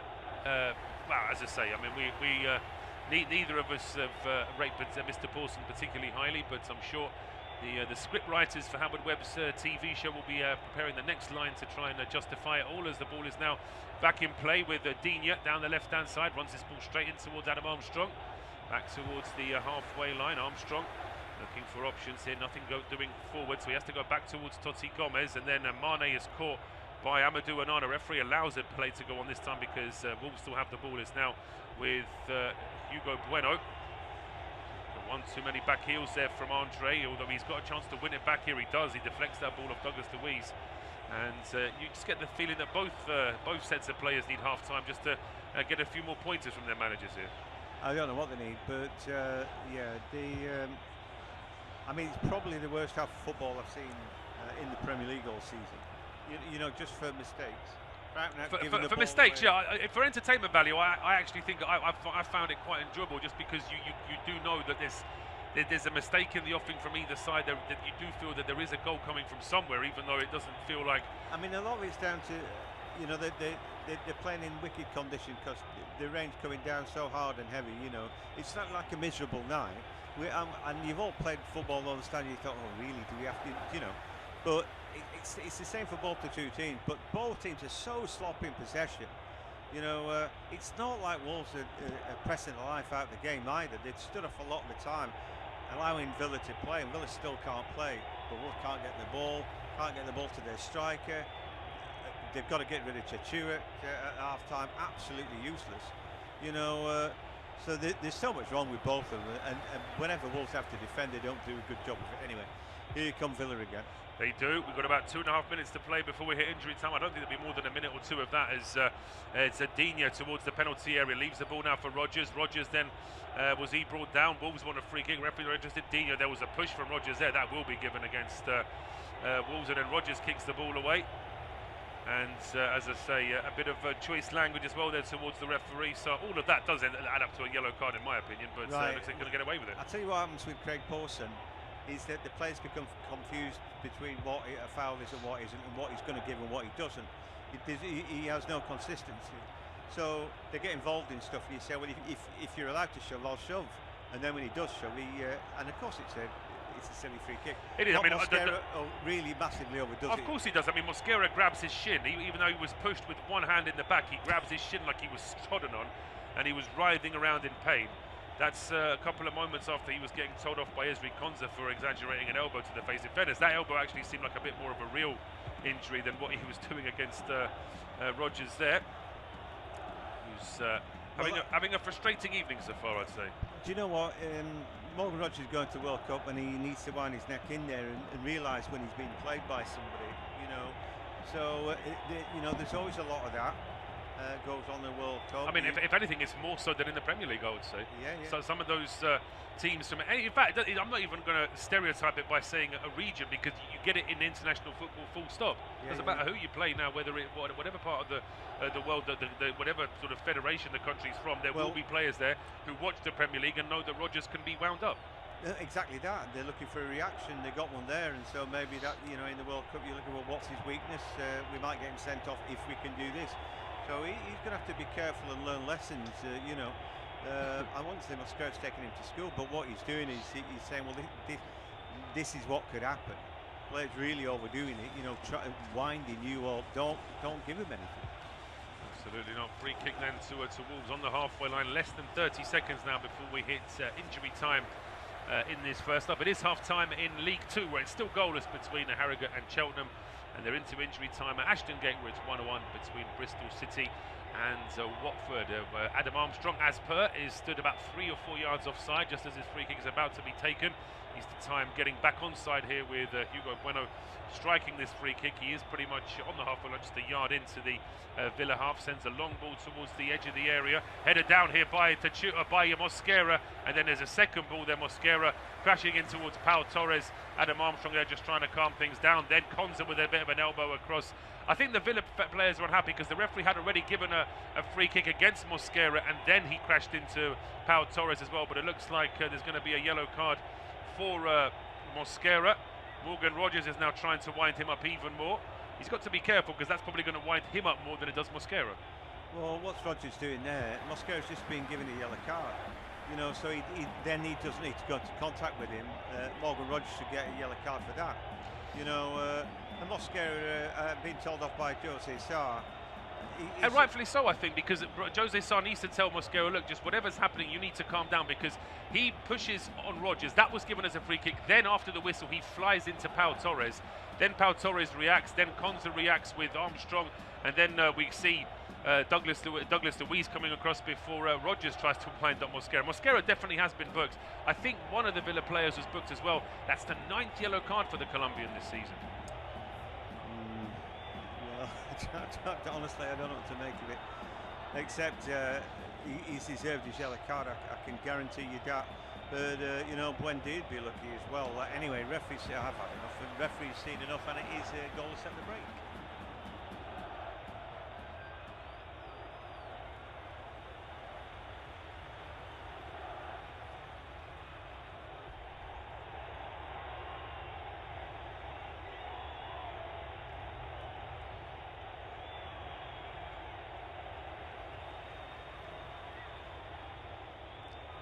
Well, at Molineux, it's at Wolves 0, Aston Villa 0.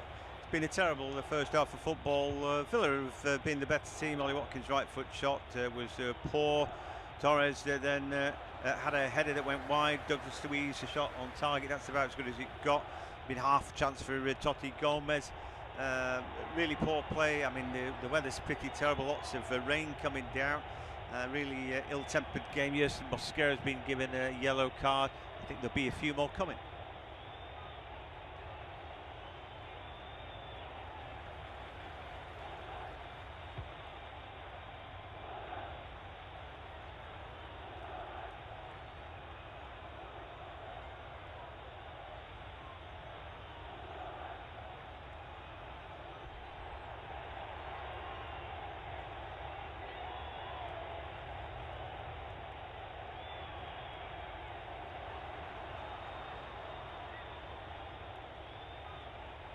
Well, at Molineux, it's at Wolves 0, Aston Villa 0. It's been a terrible the first half of football. Villa have been the better team. Ollie Watkins' right foot shot was poor. Torres then had a header that went wide. Douglas Luiz, a shot on target. That's about as good as it got. Been half a chance for Totti Gomez. Really poor play. I mean, the weather's pretty terrible. Lots of rain coming down. Really ill-tempered game. Yes, Mosquera's been given a yellow card. I think there'll be a few more coming. Well, at Molineux, it's at Wolves 0, Aston Villa 0. It's been a terrible the first half of football. Villa have been the better team. Ollie Watkins' right foot shot was poor. Torres then had a header that went wide. Douglas Luiz, a shot on target. That's about as good as it got. Been half a chance for Totti Gomez. Really poor play. I mean, the weather's pretty terrible. Lots of rain coming down. Really ill-tempered game. Yes, Mosquera's been given a yellow card. I think there'll be a few more coming. Well, at Molineux, it's at Wolves 0, Aston Villa 0. It's been a terrible the first half of football. Villa have been the better team. Ollie Watkins' right foot shot was poor. Torres then had a header that went wide. Douglas Luiz, a shot on target. That's about as good as it got. Been half a chance for Totti Gomez. Really poor play. I mean, the weather's pretty terrible. Lots of rain coming down. Really ill-tempered game. Yes, Mosquera's been given a yellow card. I think there'll be a few more coming. Well, at Molineux, it's at Wolves 0, Aston Villa 0. It's been a terrible the first half of football. Villa have been the better team. Ollie Watkins' right foot shot was poor. Torres then had a header that went wide. Douglas Luiz, a shot on target. That's about as good as it got. Been half a chance for Totti Gomez. Really poor play. I mean, the weather's pretty terrible. Lots of rain coming down. Really ill-tempered game. Yes, Mosquera's been given a yellow card. I think there'll be a few more coming. Well, at Molineux, it's at Wolves 0, Aston Villa 0. It's been a terrible the first half of football. Villa have been the better team. Ollie Watkins' right foot shot was poor. Torres then had a header that went wide. Douglas Luiz, a shot on target. That's about as good as it got. Been half a chance for Totti Gomez. Really poor play. I mean, the weather's pretty terrible. Lots of rain coming down. Really ill-tempered game. Yes, Mosquera's been given a yellow card. I think there'll be a few more coming. Well, at Molineux, it's at Wolves 0, Aston Villa 0. It's been a terrible the first half of football.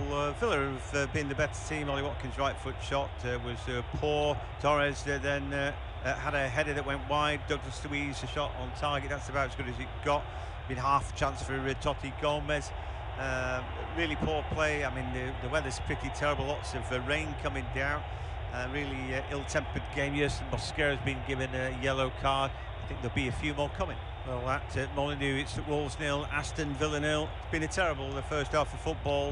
Villa have been the better team. Ollie Watkins' right foot shot was poor. Torres then had a header that went wide. Douglas Luiz, a shot on target. That's about as good as it got. Been half a chance for Totti Gomez. Really poor play. I mean, the weather's pretty terrible. Lots of rain coming down. Really ill-tempered game. Yes, Mosquera's been given a yellow card. I think there'll be a few more coming. Well, at Molineux, it's at Wolves 0, Aston Villa 0. It's been a terrible the first half of football. Villa have been the better team. Ollie Watkins' right foot shot was poor. Torres then had a header that went wide. Douglas Luiz, a shot on target. That's about as good as it got. Been half a chance for Totti Gomez. Really poor play. I mean, the weather's pretty terrible. Lots of rain coming down. Really ill-tempered game. Yes, Mosquera's been given a yellow card.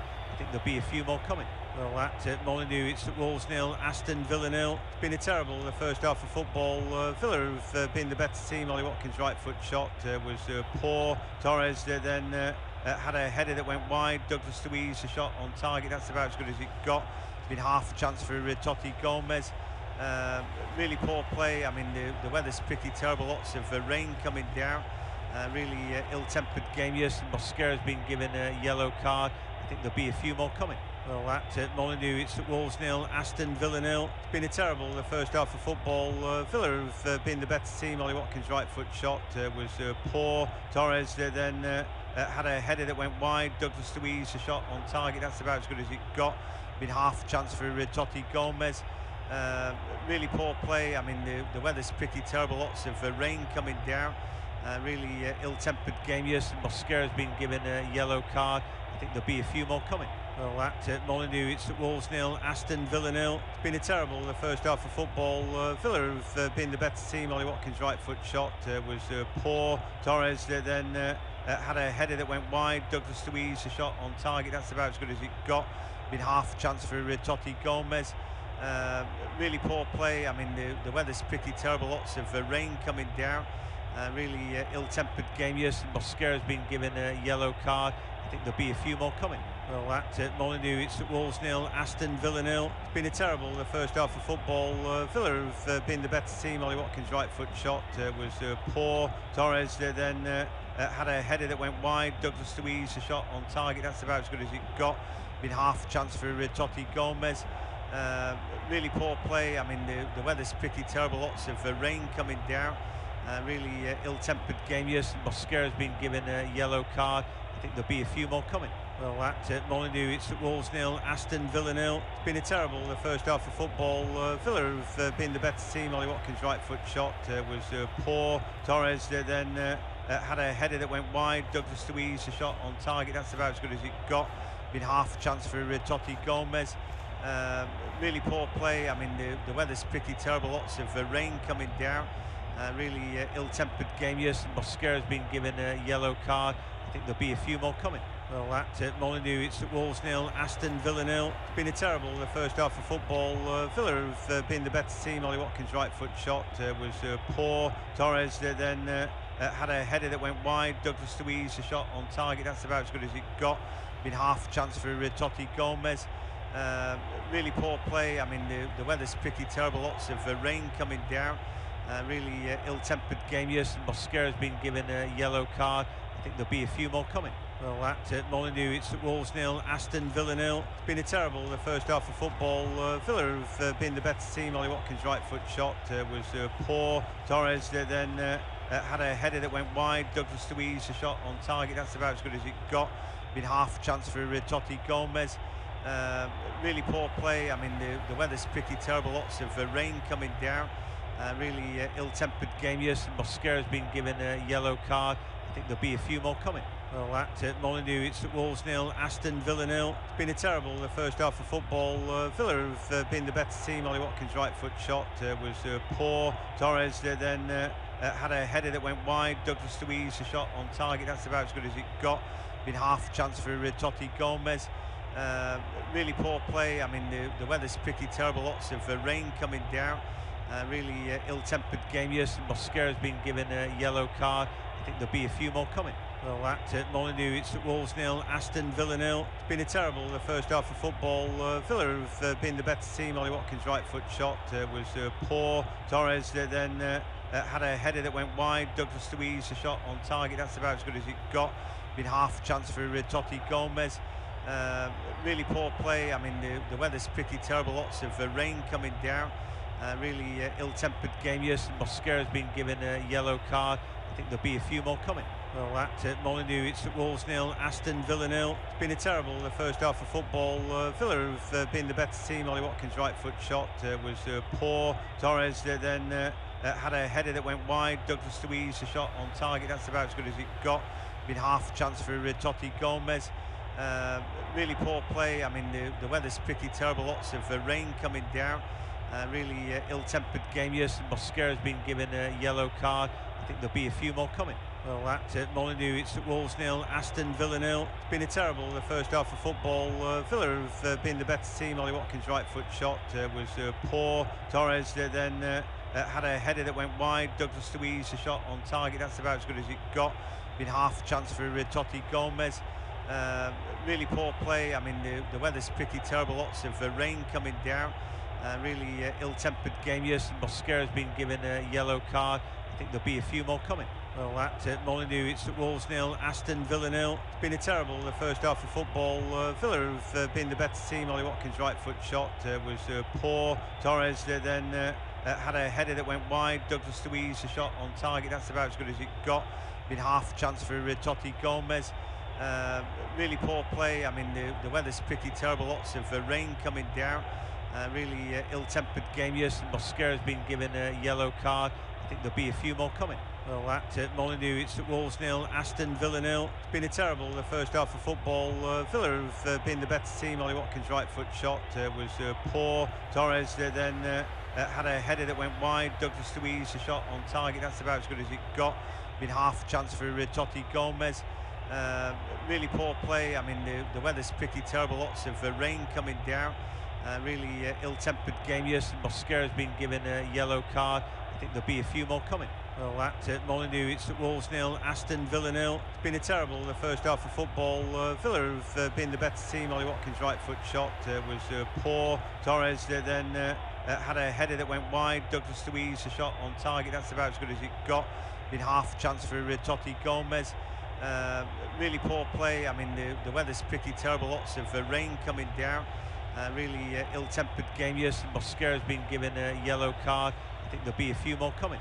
Well, at Molineux, it's Wolves 0, Aston Villa 0. It's been a terrible the first half of football.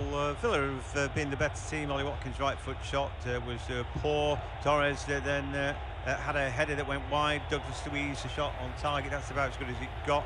Been half chance for Totti Gomez. Really poor play. I mean, the weather's pretty terrible. Lots of rain coming down. Really ill-tempered game. Yes, Mosquera's been given a yellow card. I think there'll be a few more coming. Well, at Molineux, it's Wolves 0, Aston Villa 0. It's been a terrible the first half of football.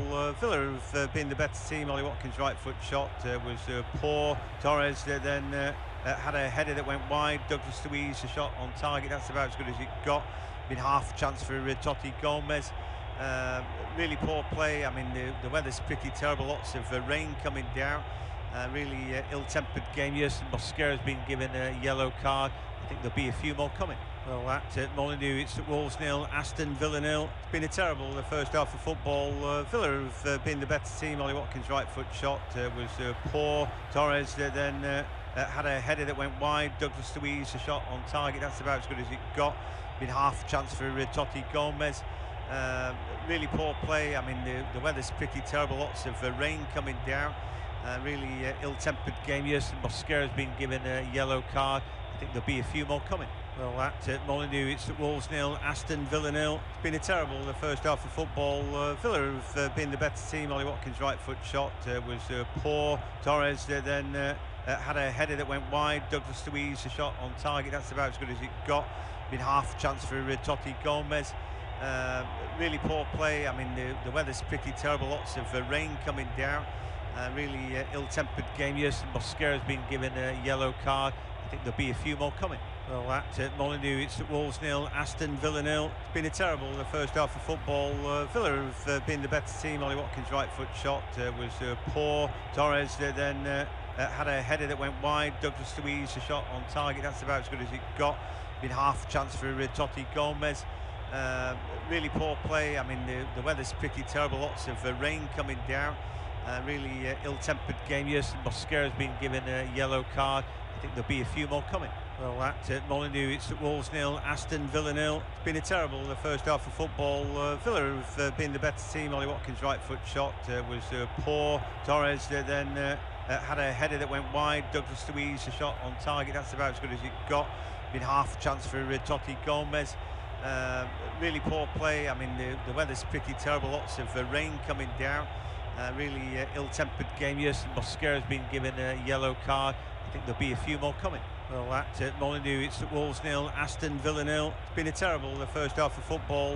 Villa have been the better team. Ollie Watkins' right foot shot was poor. Torres then had a header that went wide. Douglas Luiz, a shot on target. That's about as good as it got. Been half chance for Totti Gomez.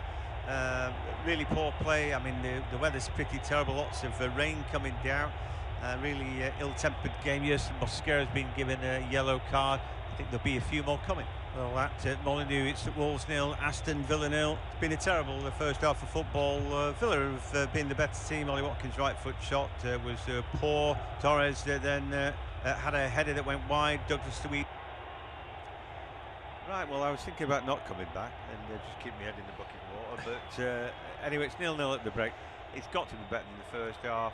I think, Paul, you sort of enjoyed the drama of all the sliding in and misplaced passes, but I think I enjoyed it less so.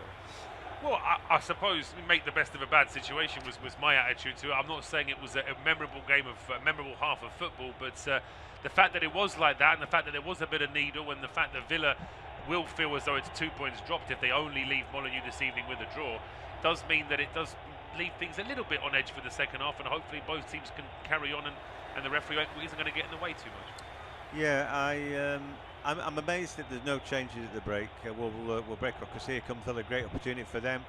Should have been a first-time ball, and Watkins was in the middle. Jadon Sancho just waits and waits until everybody gets back. Well, Watkins has stood there with his arms up. He's saying, like, well, where was the pass? Because he could see where Sancho was, and he could see that Sancho could have found him a lot quicker. Sancho flatters to deceive, doesn't he? He's got bits of skill, pace, that step over, this, that, and the other. Football's always about doing the right thing at the right time, and he just doesn't do enough of that.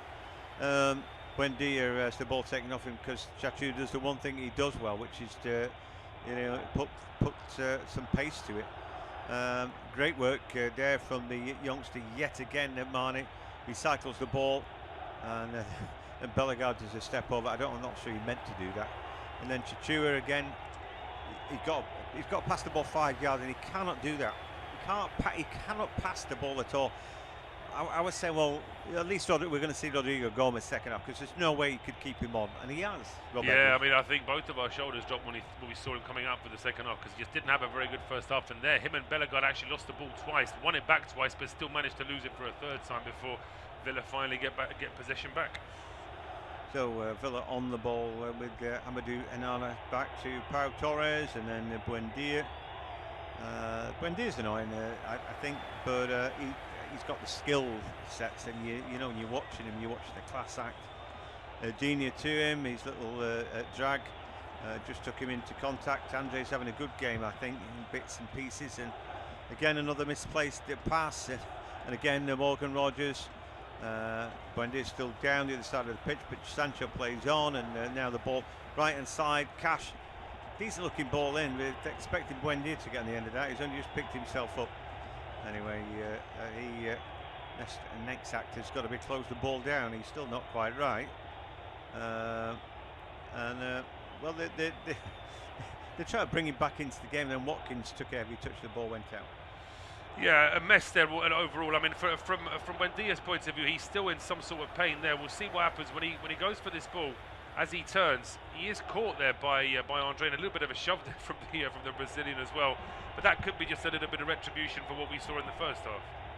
Yeah, he showed too much of the ball to Andre, who got the ball and then sort of got him. He was planted when Andre got him, so his studs caught in the turf and all that, and you get a jolt, don't you? And he certainly felt that, but maybe it was bone to bone on his calf bone or something like that. But anyway, he's still feeling that. But if I think Buendia's annoying, then there's a man even more annoying now who's on the ball, and that's Mosquera, who picked himself up a yellow card the first half. I thought Buendia should have been carded for screaming at the assistant referee. Looks like Unai Emery dried off and found him a towel at half time. Yeah, but he's just taken a sip of coffee. I don't know if he was grimacing at the ball that Villa that almost gave away, or the fact that the Molineux coffee isn't very good, but he certainly didn't look particularly happy there, the Villa manager. I think it was instant, and he's not happy with that. No, I can imagine he's got one of those fancy coffee machines, both at the training ground and at his house as well. And I suppose from Villa's point of view, it's not the longest journey back this evening after they do finish the game, both for the fans and for the players. But it will feel very frustrating for Villa as they try and kickstart their season. They need to win this game, and we saw spells where they were very much a dominant side in the first half, but Jose Sarr, has he really had to make a proper save in this game yet? Well, they want to end up in Champions League place. Sarr's not really had much to do, as he. They're 3 points below them, 3 points Man United, who were on a bit of a run out. They've got momentum. Long ball here for Villa, and Digne goes bombing on, but he's not going to get there. And Chichua, like we said, at least he's got the pace to block him off. It's too long, that ball. Yeah, Man United could catch him for third, couldn't they? No problem with that concept. At times I've thought, are they in the title fight? Sort of not. Going along nicely under the radar, and if anybody drops off alarmingly, then they. But I just think too many injuries this season. Too many injuries, and recently the form has been inconsistent for Villa as well. We look back at their last results. They've had a win against Brighton. That was their only win in February in the league. They lost at home to Brentford, who were down to 10 men for more than a half in that game. They drew 1-1 with Bournemouth away from home. They lost to Newcastle in the FA Cup as well. It's been a tough month for Villa, really. And if we look back at January was much better. There was just the one defeat. Just the one defeat, I beg your pardon, in the month of January as well. So the form has just tailed off a little bit this month, and they probably just want this month to be over and really kick on in March again. I think they'll be able to kick on unless they get players back in midfield. I think they're really lacking in the engine room. It's McGinn, isn't it? That's the big loss for them, really. Yeah, it is. He creates a lot. He's a proper good captain. Ball one high up the field. Bellegarde's done pretty well. He gets on his bike now, but Cash is going to make him honest and make him turn back. He does go back towards Bueno, back to Bellegarde. Ball played behind him. I don't know what man is supposed to do that. And again, Armstrong, whether he was onside or not, and I'm not sure he was, doesn't get the ball. Armstrong launches into a challenge, catches his man in the middle of the park. He's going to get a yellow card, is he? Looks like the referee fishing into his pocket. It is a yellow card, and I think they're targeting Buendia now, aren't they? That's another challenge on the Argentine there. And it's one thing to say it's a centre forward's challenge, but really Armstrong didn't need to do that at all. He's sliding in, and yeah, he's nowhere near the ball. He actually catches both of his feet there. Yeah, he's done well. Skills. Frustrating night for Adam Armstrong. He's been a stranger to the ball. His 6th yellow card this season, but he's not done a right lot. I reckon I've not seen all of his 6 yellow cards, but I can guess most of them are probably for similar challenges where he's just trying to close somebody down and win the ball, but he gets it hit down the left-hand side. Half a chance here for Wolves. He does. João Gomez then able to turn.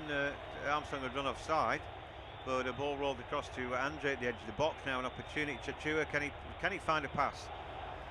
Well, he hangs the ball up to the far post. That's not away by Cash. It breaks through the box. A chance now for Totti Gomez, and it's a terrible strike. I mean, the cross from Chachua wasn't good, but at least he didn't hit it as hard as in the first half, where the ball was played so hard that it sailed out for a throw. This one at least stays within the penalty area. Not the best header away, in fairness, from Cash, but then the tee up and then the sliced volley there from Totti Gomez. I mean, he is a big centre-back by trade, and that shot there was proof of it. Well, he's had the only 2 strikes for Wolves, both of them wide. The first one, that sort of embarrassing effort in the first half, and there his second effort's even wider. Referee intervenes there. Bellegarde. Good challenge there from the ref. Yeah, it was. He shielded the ball well there, didn't he? But Bellegarde in behind him wanting the ball, and they're vaguely amusing that. I think everybody's too wet and miserable to see the funny side of that right now. But Bellegarde just throws both his hands into the air. It's 0-0. I think it's the worst game I've seen in the Premier League this season. But that's not to say that we're not going to get a winner, or somebody isn't going to do something memorable. Bellegarde now on the ball, not being marked by Paulson anymore. Puts a ball in, headed away by Conser, breaks the edge of the box. Now maybe it's half a chance for Wolves, just a little layback to Andre. He's going to go backwards though, and then Totti Gomez back to Andre, puts him in a position where all he could do really is go backwards. And eventually they find themselves in their own half with Yerson Mosquera, and he finds Bellegarde. Chachua's run away from him. What's he supposed to do? Anyway, João Gomez on the ball. He was being fouled and he could have played on. They want to take the free kick quickly. Referee's not going to allow that on. That make too much sense, wouldn't it? And well, he's shown a yellow card to somebody, but who was that? We'll get it confirmed in a second. Well, it would be no surprise if it was Buendia, but it may not be him. It is. Yeah, I mean, I think just for the sake of managing the game, it's not a bad idea for Buendia to have a yellow card, because he's been getting involved a few times. Yeah, there wasn't much in it really, but just probably because he felt like he missed him out in the first half when he should have got him. Anyway, Buendia in the book. Should have been a play on, but they didn't do it. And now, well, can they find a decent ball into the box at Wolves? The ball floated in by Mane. It scraped at the edge of the area. We pull ball in from Hugo Bueno. Now the counter-attack is on. Ollie Watkins goes scamping. In fact, it's Sancho, but he ain't going to get there. And the ball rolls straight out. It's miserable, and the rain keeps coming down. It does. I mean, overall it's been such a pleasant break the last 5 or 6 days across the country after weeks, well, what seemed like 2 weeks of non-stop rain up and down the country and really cold conditions. It's been over 10, 12 degrees, which for this summer is actually pretty mild. But yeah, the West Country really, so the Black Country, I should say, really is getting some very heavy rain, and it's been like that pretty much since kickoff.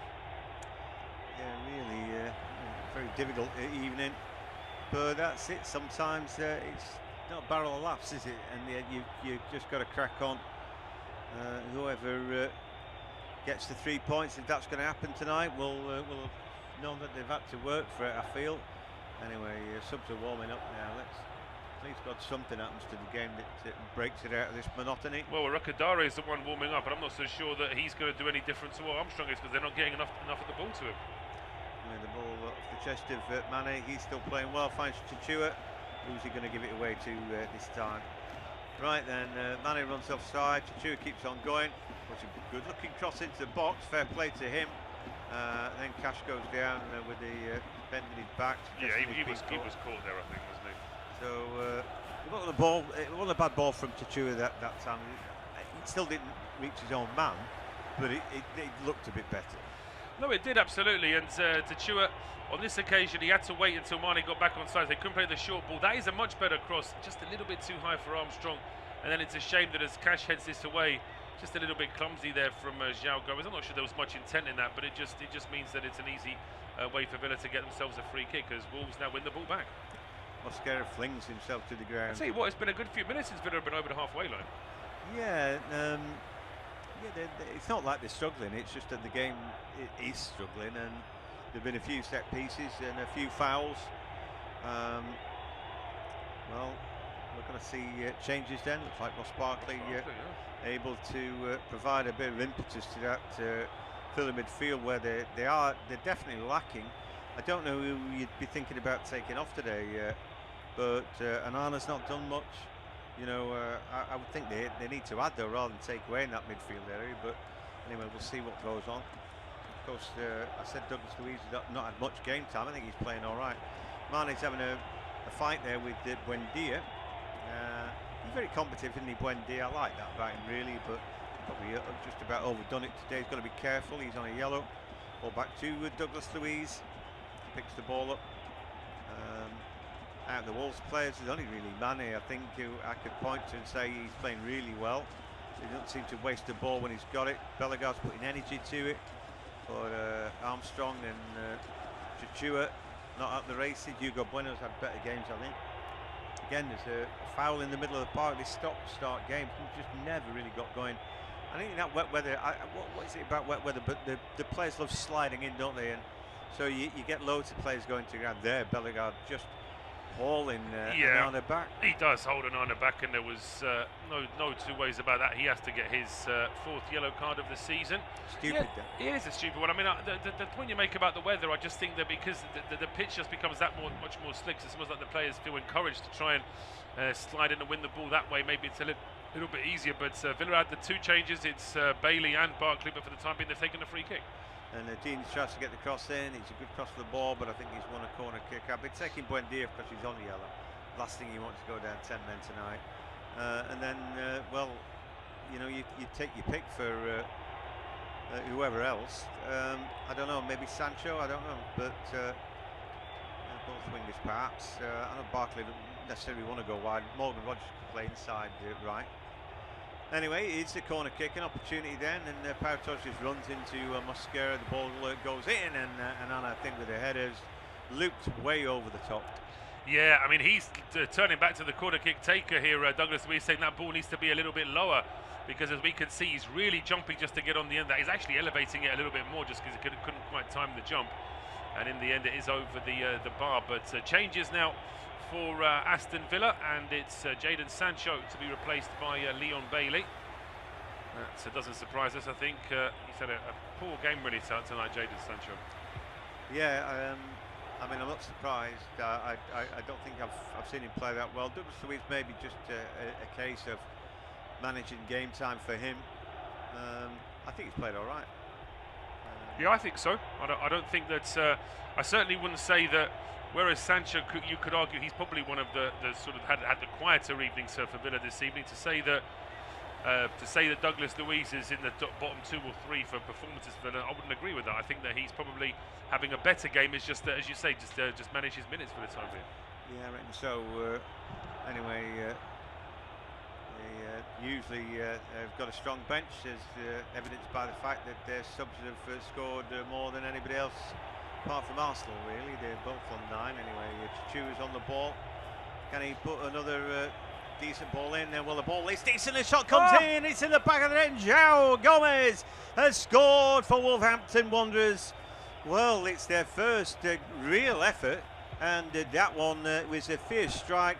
Well, miracle of all miracles. A decent ball in, a decent ball by Chichu. Poor defending, a good touch back, and a good strike. Well, we've been talking about the fact that Villa would be disappointed to only come away from Molineux with a point, and now they're going to have to work to even get that point. Wolves take the lead, and João Gomez there with his midfield buddy there, Andre. The two of them absolutely loving that, and it's a big, big goal this for Wolves. They've scored a few good ones recently, haven't they? They certainly scored a couple of belters against Aston in that unexpected 2-2 draw. But yeah, real pressure on Villa now, and we'll see whether or not Unai Emery wants to make any more changes. I mean, it starts off here at midfield on the halfway line. Really good work here from João Gomez to start the move. Chichu gets to the edge of the area, and that's a really good ball. It's teed up by Armstrong. Credit to Armstrong as well, but the finish from João Gomez, John, is superb. Yeah, absolutely. Running onto it nicely. Armstrong there, it's a miscontrol. It's a miscontrol. What, you think he wanted to use that ball himself? Yeah, look, he's trying to trap the ball, and it gets away from him. But that puts it on a tee for João Gomez, and it's in off the roof of the net. You know, it's a lovely strike from him, but it's sat up beautifully. You're looking at Martinez on his knees, thinking, well, quite how are you going to save him in that position?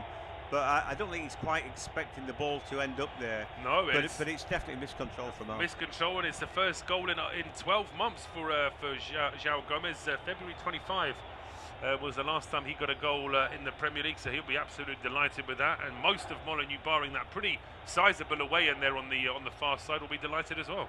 Well, I told you Wolves would win. Anyway, they've been terrible tonight. Anyway, it is what it is. Well, if they've been terrible, what does that say about Villa then? Well, yeah, I don't know. Villa have been really poor this second half, though, haven't they? You mentioned that they've been struggling to get over the halfway line, and now a chance for Mane, but Martinez will come out, slides out. Ooh, he nearly took the ball out of the area then. I mean, he went out the area partially, but the ball never did, so I think he's just about okay. That was an unusual one there, because it looked to me like Martinez started to come, and then he changed his mind, which at any level, in any situation, a keeper that changes his mind halfway through a run out is always going to cause problems. But thankfully, on that occasion for Villa, he was able to get there just in time. Well, the Wolves going to get the victory that made them a much better outfit than the Derby team who went down. I still think, well, they don't need snookers, but they need back-to-back victories to even be talking about it. You know, I didn't think this was a game where they had a sniff. They were pretty terrible the first half, but the game was terrible, so I don't know.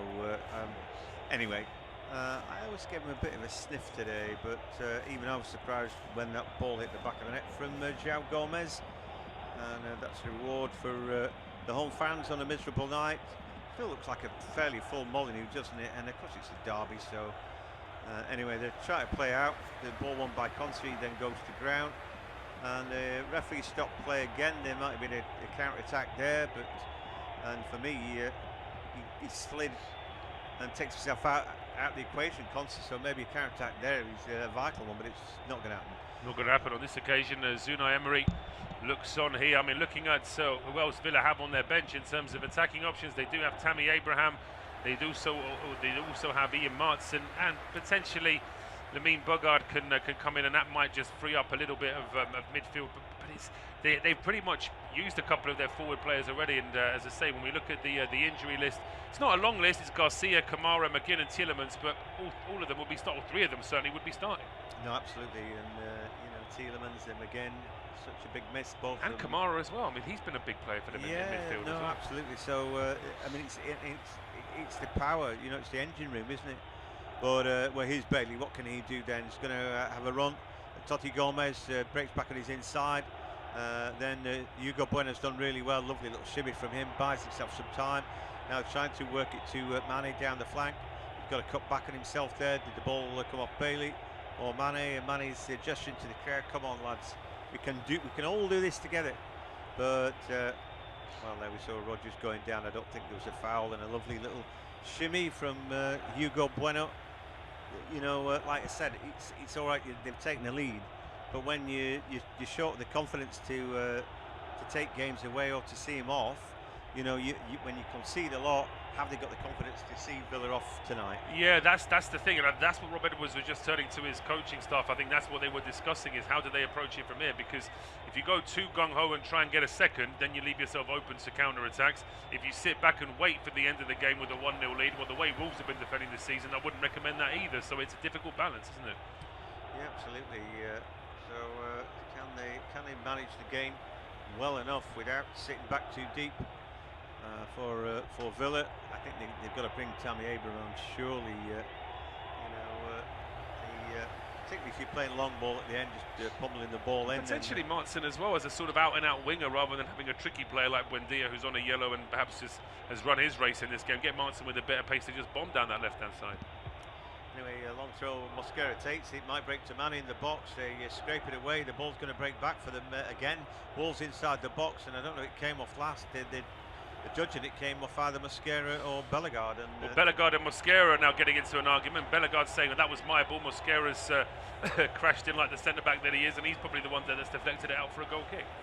Well, they're playing out from the back there. Villa didn't do it without a slight threat to their own goal, but they've got away with it. Bellegarde holds up.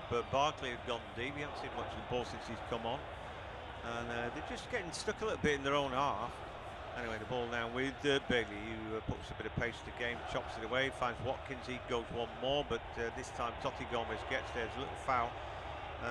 No, it wasn't given, and so an opportunity. Mane looking for Bellegarde. He cuts, but he only takes the ball away from Torres for a nanosecond, and then Buendia goes into contact. He goes down. João Gomez sort of had to bring him down at that point. There was momentum for the Villains. And it continues to be a bit of a stop-start game. Sometimes I think the referee, it's not helping the game flow. I suppose you have to blow there because Buendia goes down. No, I think it's a difficult balance for referees, because sometimes you do feel that the referee's whistle is slowing down what's already a very stop-start game anyway, but sometimes the players just don't give the referee a choice. No, I don't think they give much of a choice there. To be honest, in the end, Buendia did go down. He's such a different spectre. He's keeping him on at the minute, but I'm with you. I think I put Maatsen on ahead of Digne. Take Buendia off, he's on a yellow card. As Digne puts the ball in, he delivers such a good ball. It's going to break to Bailey just outside the box. As now Cash, can he get something going? Finds Bailey, continues his run. Bailey didn't go with him. Wants to step inside, but he couldn't shake off at Hugo Bueno. Now he finds Cash, puts him at the byline. Cross comes in, but it's dealt with really nicely at the near post. But Cash is saying it should be a corner. Well, that's the interesting thing. I actually thought the way the linesman lifted his flag, I thought he was going to say that it got a deflection and it was a corner, but all he's doing is saying that it's a goal kick, and off the studs. Oh, it does come off the studs of the goal scorer there, João Gomez, and Cash knew that straight away. He did, but referee didn't, and neither did the assistant. So can't give what they can't see, I suppose. Anyway, now spirited effort down the flank by Hugo Bueno. He's shown bits and pieces, skills. Not been his game really tonight, but in fits and starts, we are going to see that change. Tammy Abraham and Ian Maatsen coming on. Well, they're pretty much the only two attacking players he's got left on his bench now. Yeah, no, that's right. So, and we'll see if is it Buendia going off, and who else is going to take off? Pawson's going off now. Oh. And it happens far too often for the amount of money in the Premier League. How is it that it seems like every weekend there's at least one game that's delayed, held up because the referees are, equipment, earpiece, microphone, or some other bit of communication equipment isn't working? And I must say, this is an unusual one for the referee to just run down the tunnel like this. Maybe he's having a toilet break. Yeah, I was going to say, I've heard a few former referees talking on podcasts about when they've had to have an emergency call of nature. But we'll wait and see how long it takes our referee to come back. Gives us another chance to see this really good goal. Yeah, so to chew his ball in. I think Armstrong was trying to control it, but he just ended up laying it back, and in the end it was a perfect little touch back for João Gomez, running onto it really nicely, and then it's like, well, where do you want to put it? Right to the roof of the net, doesn't give the keeper any kind of chance. Anyway, we're 3/4 of the way through the game. You're listening to Independent Off-Tube studio commentary at Molineux, and it is Wolves 1, Aston Villa 0. And it's going to be Paul now to take us through to full time. Yes, can we have a referee? Is the chant I think that they're probably singing it at Molineux. Not because they're criticising it, because there literally isn't a referee on the field right now. But confirmation, Martin and Abraham are on, and it was Watkins and Buendia that went off there, John. Well, definitely Buendia. I didn't notice who the other guy was, but just say they haven't given us the graphic just yet, but we'll confirm it all in just a moment, just to see exactly. What's happening here? Yeah, confirmation. No, it's Digne who's gone off to be replaced by Madsen, and Buendia has gone off to be replaced by Abraham. So it's Abraham and Watkins on the field now, John.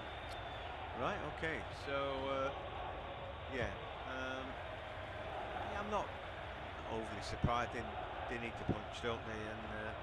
And off times Watkins, he can sort of play wider out, can't he? A little bit, got that pace about him. He does, yeah. We'll wait and see whether or not Abraham's going to get the service, because certainly Watkins hasn't had it in the last 10-15 minutes or so. So we do need to see an awful lot more here from Aston Villa. But just naturally, by the state of the game, with 20 minutes to go plus injury time, it's going to be a lot of injury time whilst this referee still... it's such an embarrassing situation here. It's a Premier League game on a Friday night. And Craig Pawson, yeah, come on, son. The world's waiting here. Come on, get back on the field. And yeah, the fact that he's checking his shirt, tucking his shirt into his shorts, it may well be that he had an unexpected comfort break there in the middle of a football match. Well, he's gone up in my estimations. He's human now. So unless he's having his diodes changed, or I don't know. But anyway, yeah, he keeps tucking himself. Oh, all right, mate, we get it. Keeps tucking himself in.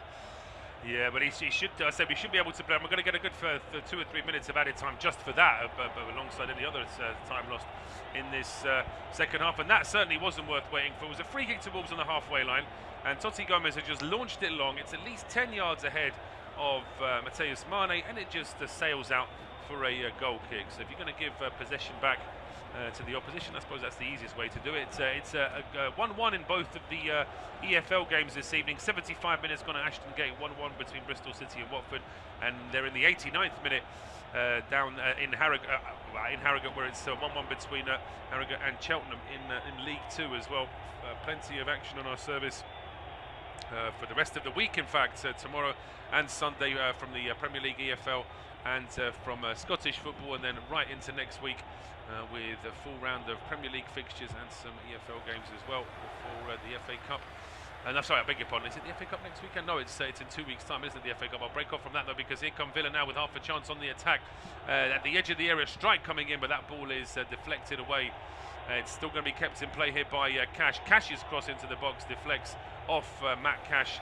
Second time that he's not too happy with the officials, and it is out for a goal kick. I think I didn't need to correct myself, because I think the FA Cup is next weekend, and then a full round of fixtures in the Premier League from the 14th to the 16th of March. Looking ahead to the next few weeks, but you can see Rob Edwards there. He's in full discussion. He's not made a single change yet here, the Wolves manager.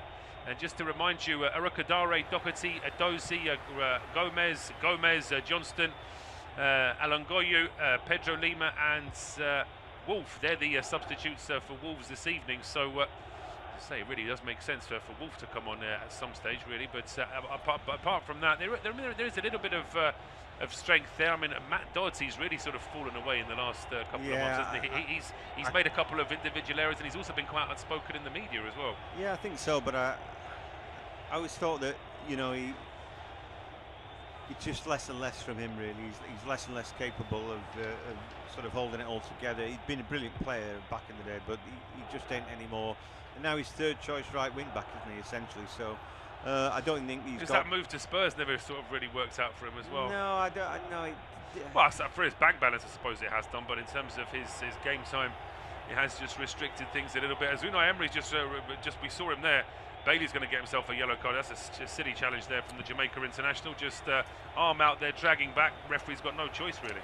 Incidentally, Villa's next action is on Wednesday night, isn't it? They take on Chelsea, so there's a raft of games in midweek. And yes, all there's that, a full round of fixtures in midweek, and Wolves, they have the small matter of Liverpool at home on Tuesday. Yeah, so again, they're going to need all the luck going there.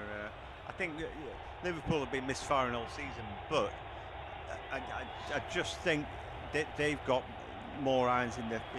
They could put a different 11 every week, and maybe that's their weakness. For Villa, I think Wolves are playing Villa at just the right time right now.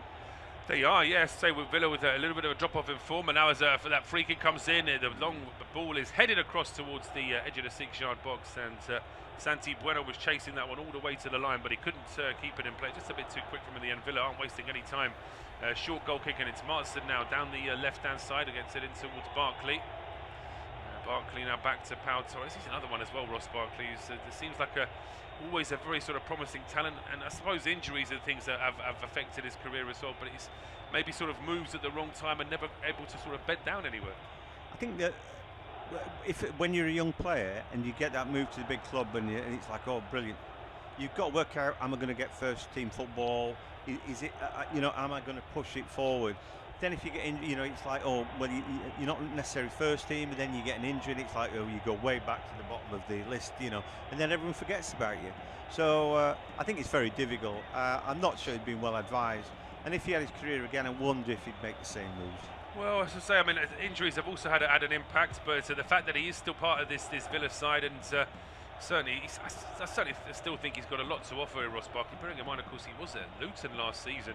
As he now gets on the ball at the edge, that's a lovely pass to Martin as well. Martin wants a touch, he goes for goal. It's batted away here by Jose Sarr, and Wolves taking a little bit too long to clear the lines, but they do finally hook it clear. Armstrong then extending that ball up towards the halfway line. Mane was chasing it, but the last defender back there for Villa, Pau Torres, gets it, and he goes out towards Cash. Cash's pass to Bailey is blocked at the edge of the area here by Hugo Bueno. And now it's with Mane, back to Bueno. Bueno over the halfway line. He was being tracked by Onana. I think he was borderline fouled by Onana as well. Now he's been tripped. That should be a free kick here. I mean, Bueno wants a free kick. He was saying that a combination of all those touches might have been worthy of one, but it's just going to be a throw-on. Yeah, so we just look at there. Really nice pass from Barkley in that, and they were able to get shot away with Maatsen, but it's straight down the middle. We're just looking at Barkley again, thinking about his career. Moved to Chelsea, so 4 years at Chelsea, and he played 58 games, and a lot of those are off the bench or in Europe and all that kind of thing. And it's just, you're at Chelsea. There's a million players, aren't they? And And then from there he ends up at Nice as well for a season. Before being at Luton and now at Villa, but I'll break off from that because Villa are on the attack, and there's space down the left-hand side now for Morgan Rogers. He's been far too anonymous in this second half, but he gets away from his man, breaks into the box, keeps that ball alive. What was Jose Sarr doing? He just watched that ball sail past him at the 6-yard box. Wolves just about scramble it clear, but there's still half a chance here for Villa. It's with Konza now who's pushed forward. He plays it short, so that's not a good ball there from Bailey to Cash. That's been cut out, and now João Gomez will be able to keep this in play, and he fires the ball down the left-hand side here for Armstrong. If the flag stays down, this is a decent chance for Wolves. The flag does stay down for the time being. Armstrong at the edge of the area needs some support. He plays it in towards Mane. Mane at the edge of the D just lays it out towards Tachua, and they're arriving in numbers here now, Wolves, as ball comes in from Tachua. Oh, it's headed away by Onana. Second ball gets through to Barkley, and Villa just about clear their lines. Going end to end, that was some sensational play from João Gomez, but now the counter-attack is on, and here come Villa. They do, with Tammy Abraham down the right-hand side. He's been blocked off here by Totti Gomez. Abraham keeping the ball alive, sliding in, but the ball is still reaching Morgan Rogers. Rogers goes for goal. He takes a big deflection, but that big deflection, whilst it carries the ball up in the air, it also slows the pace down markedly. And now Totti Gomez just getting in the way of Ollie Watkins there, making sure that the goalkeeper is rushed into picking up the ball. He bowls it out quickly here for Mane. Now Armstrong does really well. The brilliant you heard there from my colleague was just that very calm and collected control we saw from Mane. Unfortunately, his colleagues couldn't back it up. They've lost the ball, and now here come Villa with a quick ball down the right-hand side in towards Bailey. Or Bailey almost tripped there for a penalty. Then he runs into Totti Gomez. That won't be a penalty. He's asking too much there of the referee. And Wolves can clear their lines. But with 79 minutes on the clock, I'd be very surprised if this finished 1-0.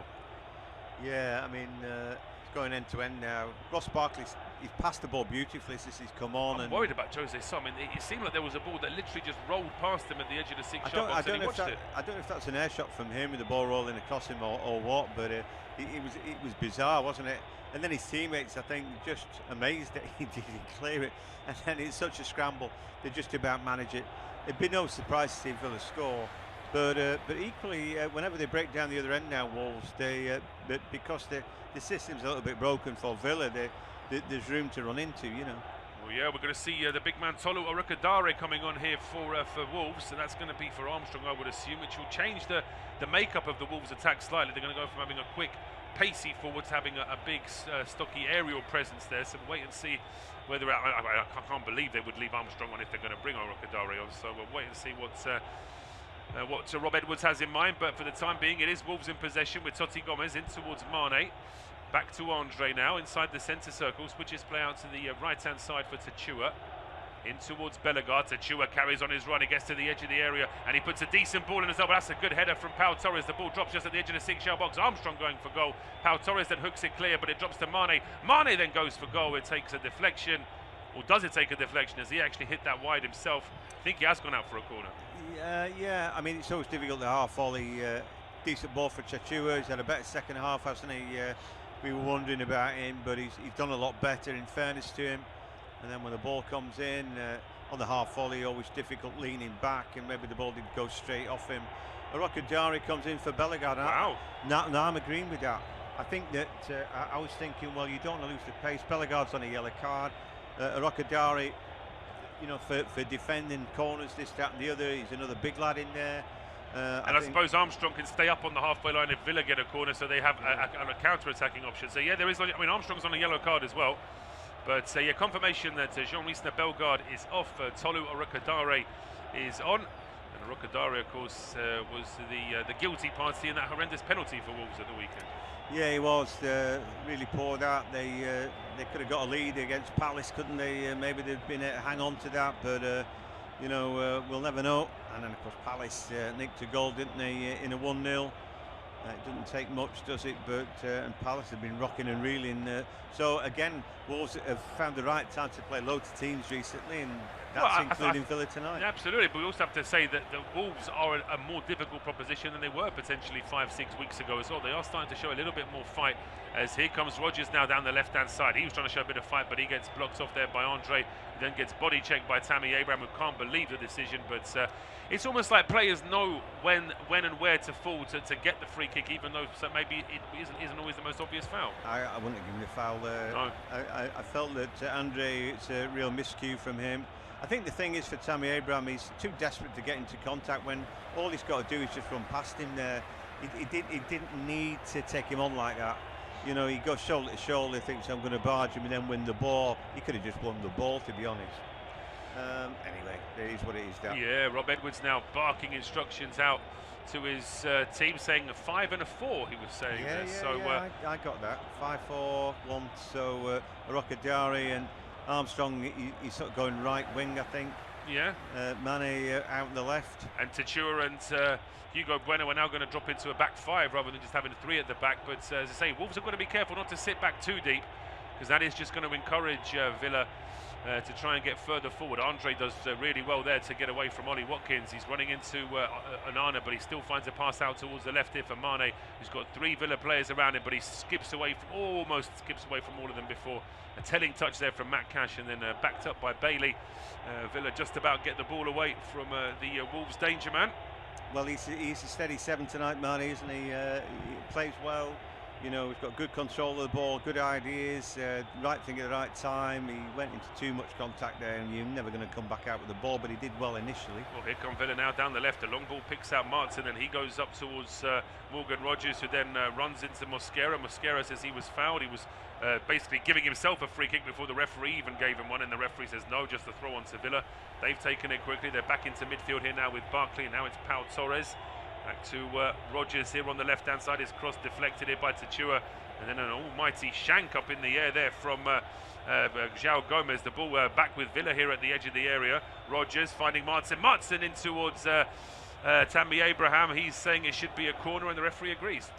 Brilliant striker play that from Tammy Abraham. Yeah, it's all congested and scrappy at the edge of the box, and he makes that run near post. Well, they're not going to be able to deliver much of a ball from there, but I'm going to be near post and flick it if I can. You know, the ball eventually comes in. I think it was a double kiss, and it came off Abraham's shoulder, didn't it? So, should really be a goal kick, that. Well, Wolves are unhappy that it has been given as a corner. I think the way that Bueno was going at the referee, I think maybe he felt as though that should have been either a handball or a goal kick, but in any case it should have been given as a ball for Wolves. But it is a corner kick to Villa now with 5.5 minutes before we hit injury time. It's an in-swinger, a high in-swinger here from Cash towards the back post. The intended target there was Onana, but the previous header went too high. This time he was a little bit too far over towards that far post, and his header just goes wide. Again, just stretching for that, isn't he? It's twice he's been on the ball, but twice he's not really been able to do anything with it. Ollie Watkins goes off now. Last throw of the dice. He had his moments, and not most in the first half when Rodgers played him in.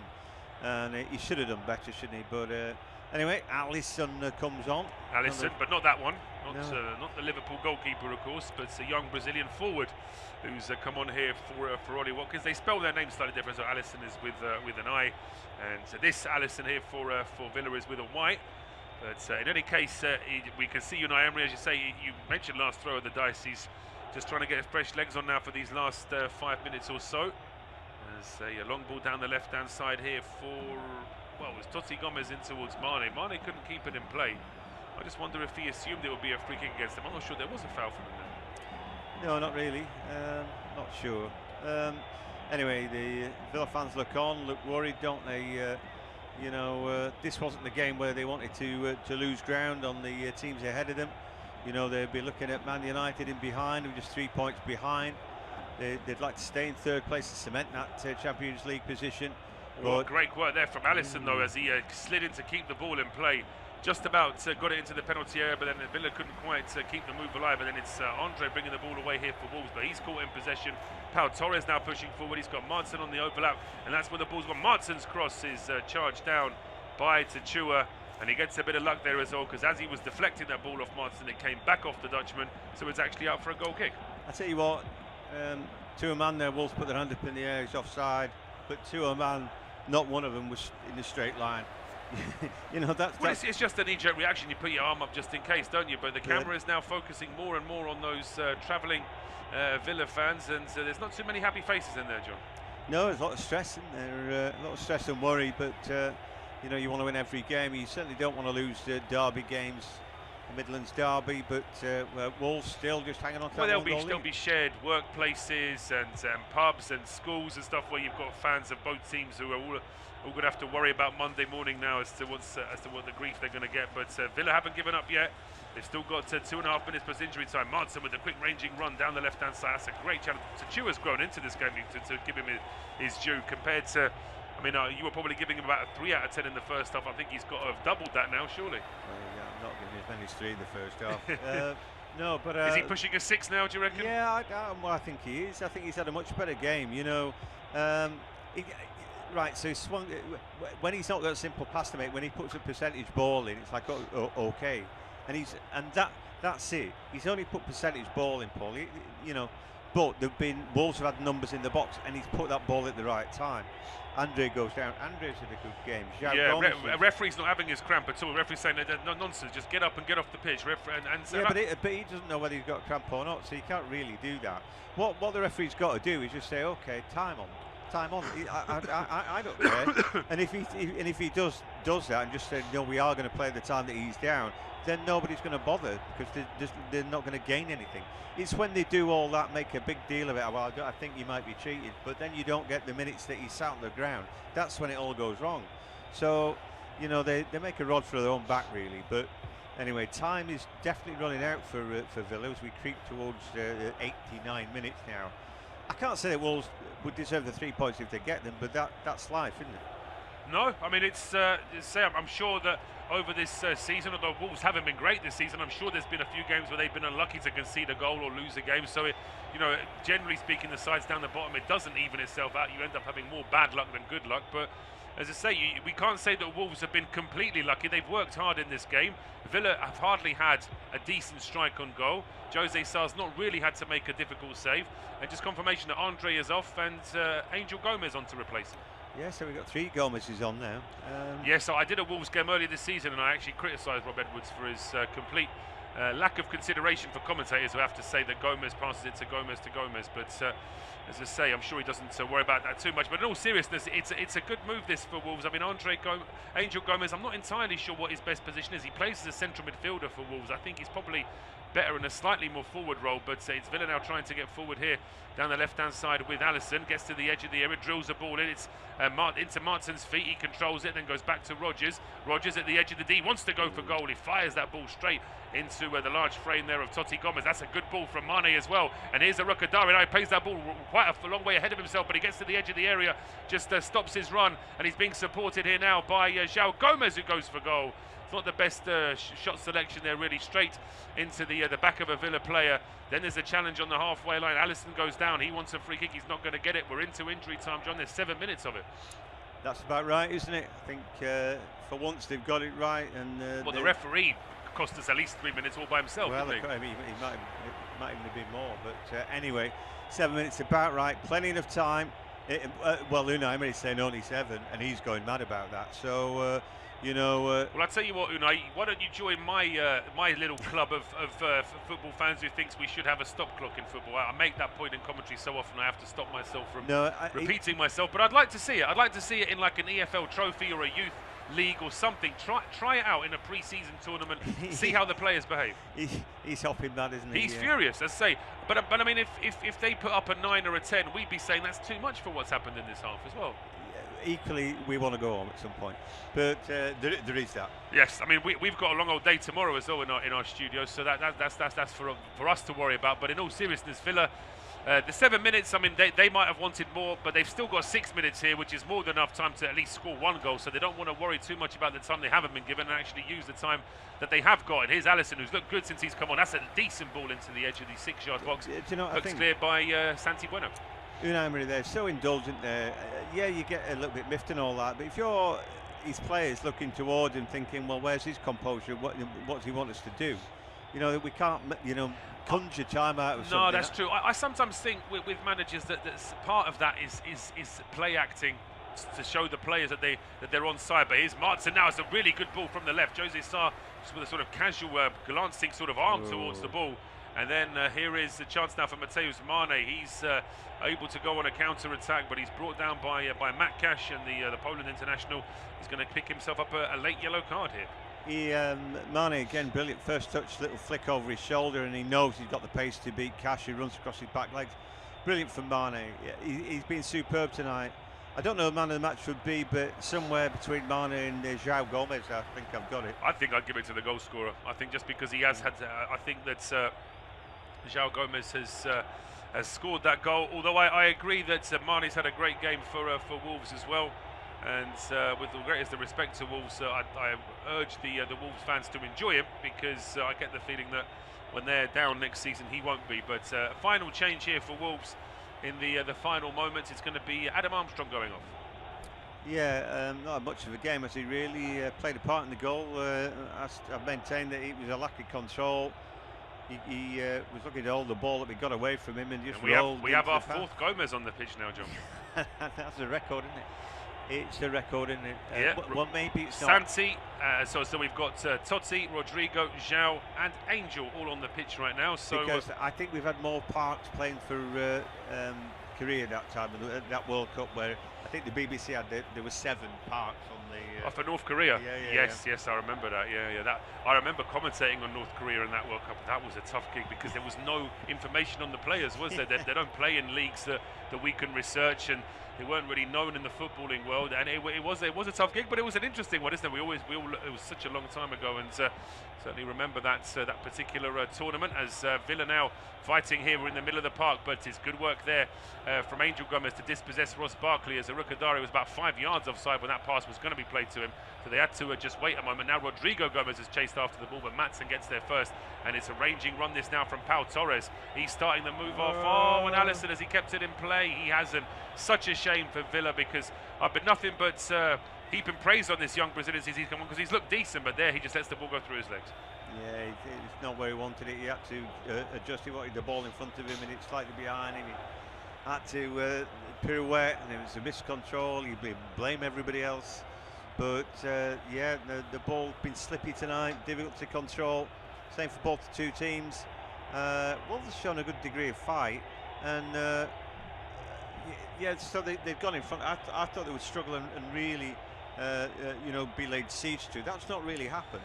Well, no, there's more backbone to this team. Bearing in mind this is a team that went 2-0 down at home to Arsenal and ended up, drawing the game. So they have got something about them now, Wolves, for sure, and they're showing that again this evening as they stop another Villa attack at the edge of the area. Alisson dispossessed, ball now played back towards Yerson Mosquera, who just slams a long ball up towards the halfway line. Cash gets there just ahead of Arocadare, and so Villa have the ball back in now, just inside their own half with Pau Torres. But Wolves are playing a very high line. There's no easy diagonal ball here for Pau Torres, which is the one he was looking for. Just holds on to it here as he keeps on creeping forward towards that Wolves penalty area. Then he does send a diagonal ball out towards Leon Bailey, but that one's easily dealt with by Hugo Bueno. Cash with the second ball in, diving header, and a really powerful header as well, that from Totti Gomez. That's much better, and a throw on now to Villa, but it's closer to the halfway line. Yeah, so they're very compact now. Wolves very narrow as well. Just a sea of those old gold shirts in front of their own goal. Still a bit of defending to do though, as Bueno slides and toe pokes that ball away from Cash. He does. Throw on here to Aston Villa on the right hand side. Less than 90 seconds of the added 7 still to play here at Molineux. Wolves still lead against Aston Villa by a goal to 0. In the earlier League 2 game it finished Harrogate 1, Cheltenham 2, and it's just finished in the Championship. Bristol City 1, Watford 2, so an away win there for Watford as the ball comes in from that throw. It's deflected into the path of Onana. It must be Onana, stopped on the line. Oh, that's the chance that Villa had to equalise. It's still not fully clear. Over on the right-hand side now is Rodgers. Rodgers fires it into the 6-yard box. It takes a big deflection, hits the side netting, and with 45 seconds to go, it's Villa who still have a corner kick, but it looks like a match-saving clearance there from Yerson Mosquera, of all people. Well, I knew he was there for a reason. When the first shot comes in, it breaks. Would he have been offside?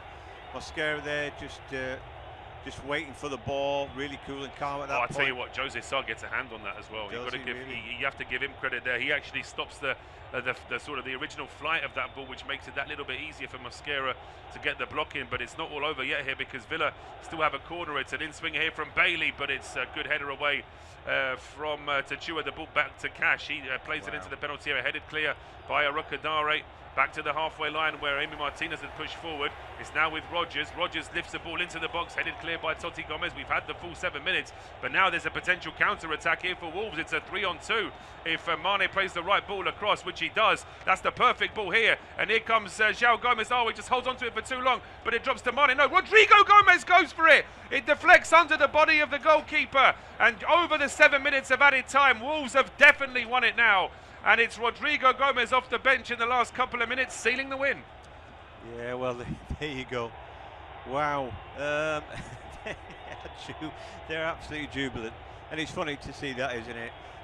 They only had seconds to hang on, but they've made it safe. 3 points, and the hope springs eternal. Point against Arsenal, you mentioned just a second ago.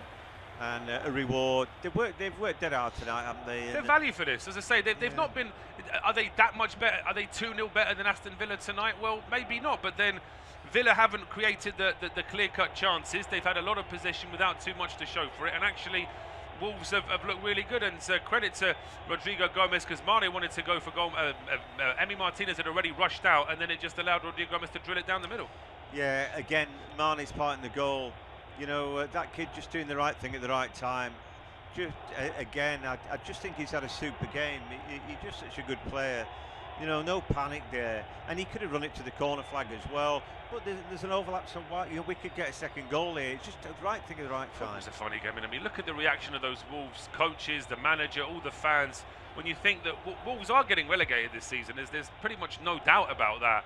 and yet you look at the way the fans have reacted. It's like they've just got themselves into an FA Cup semi-final. It's fantastic. Listen, you've got to have some fun though, even in a miserable season. But the referee's called it. He's seen enough. We've seen enough now. Final scoreline at Molineux: Wolves 2, Aston Villa 0.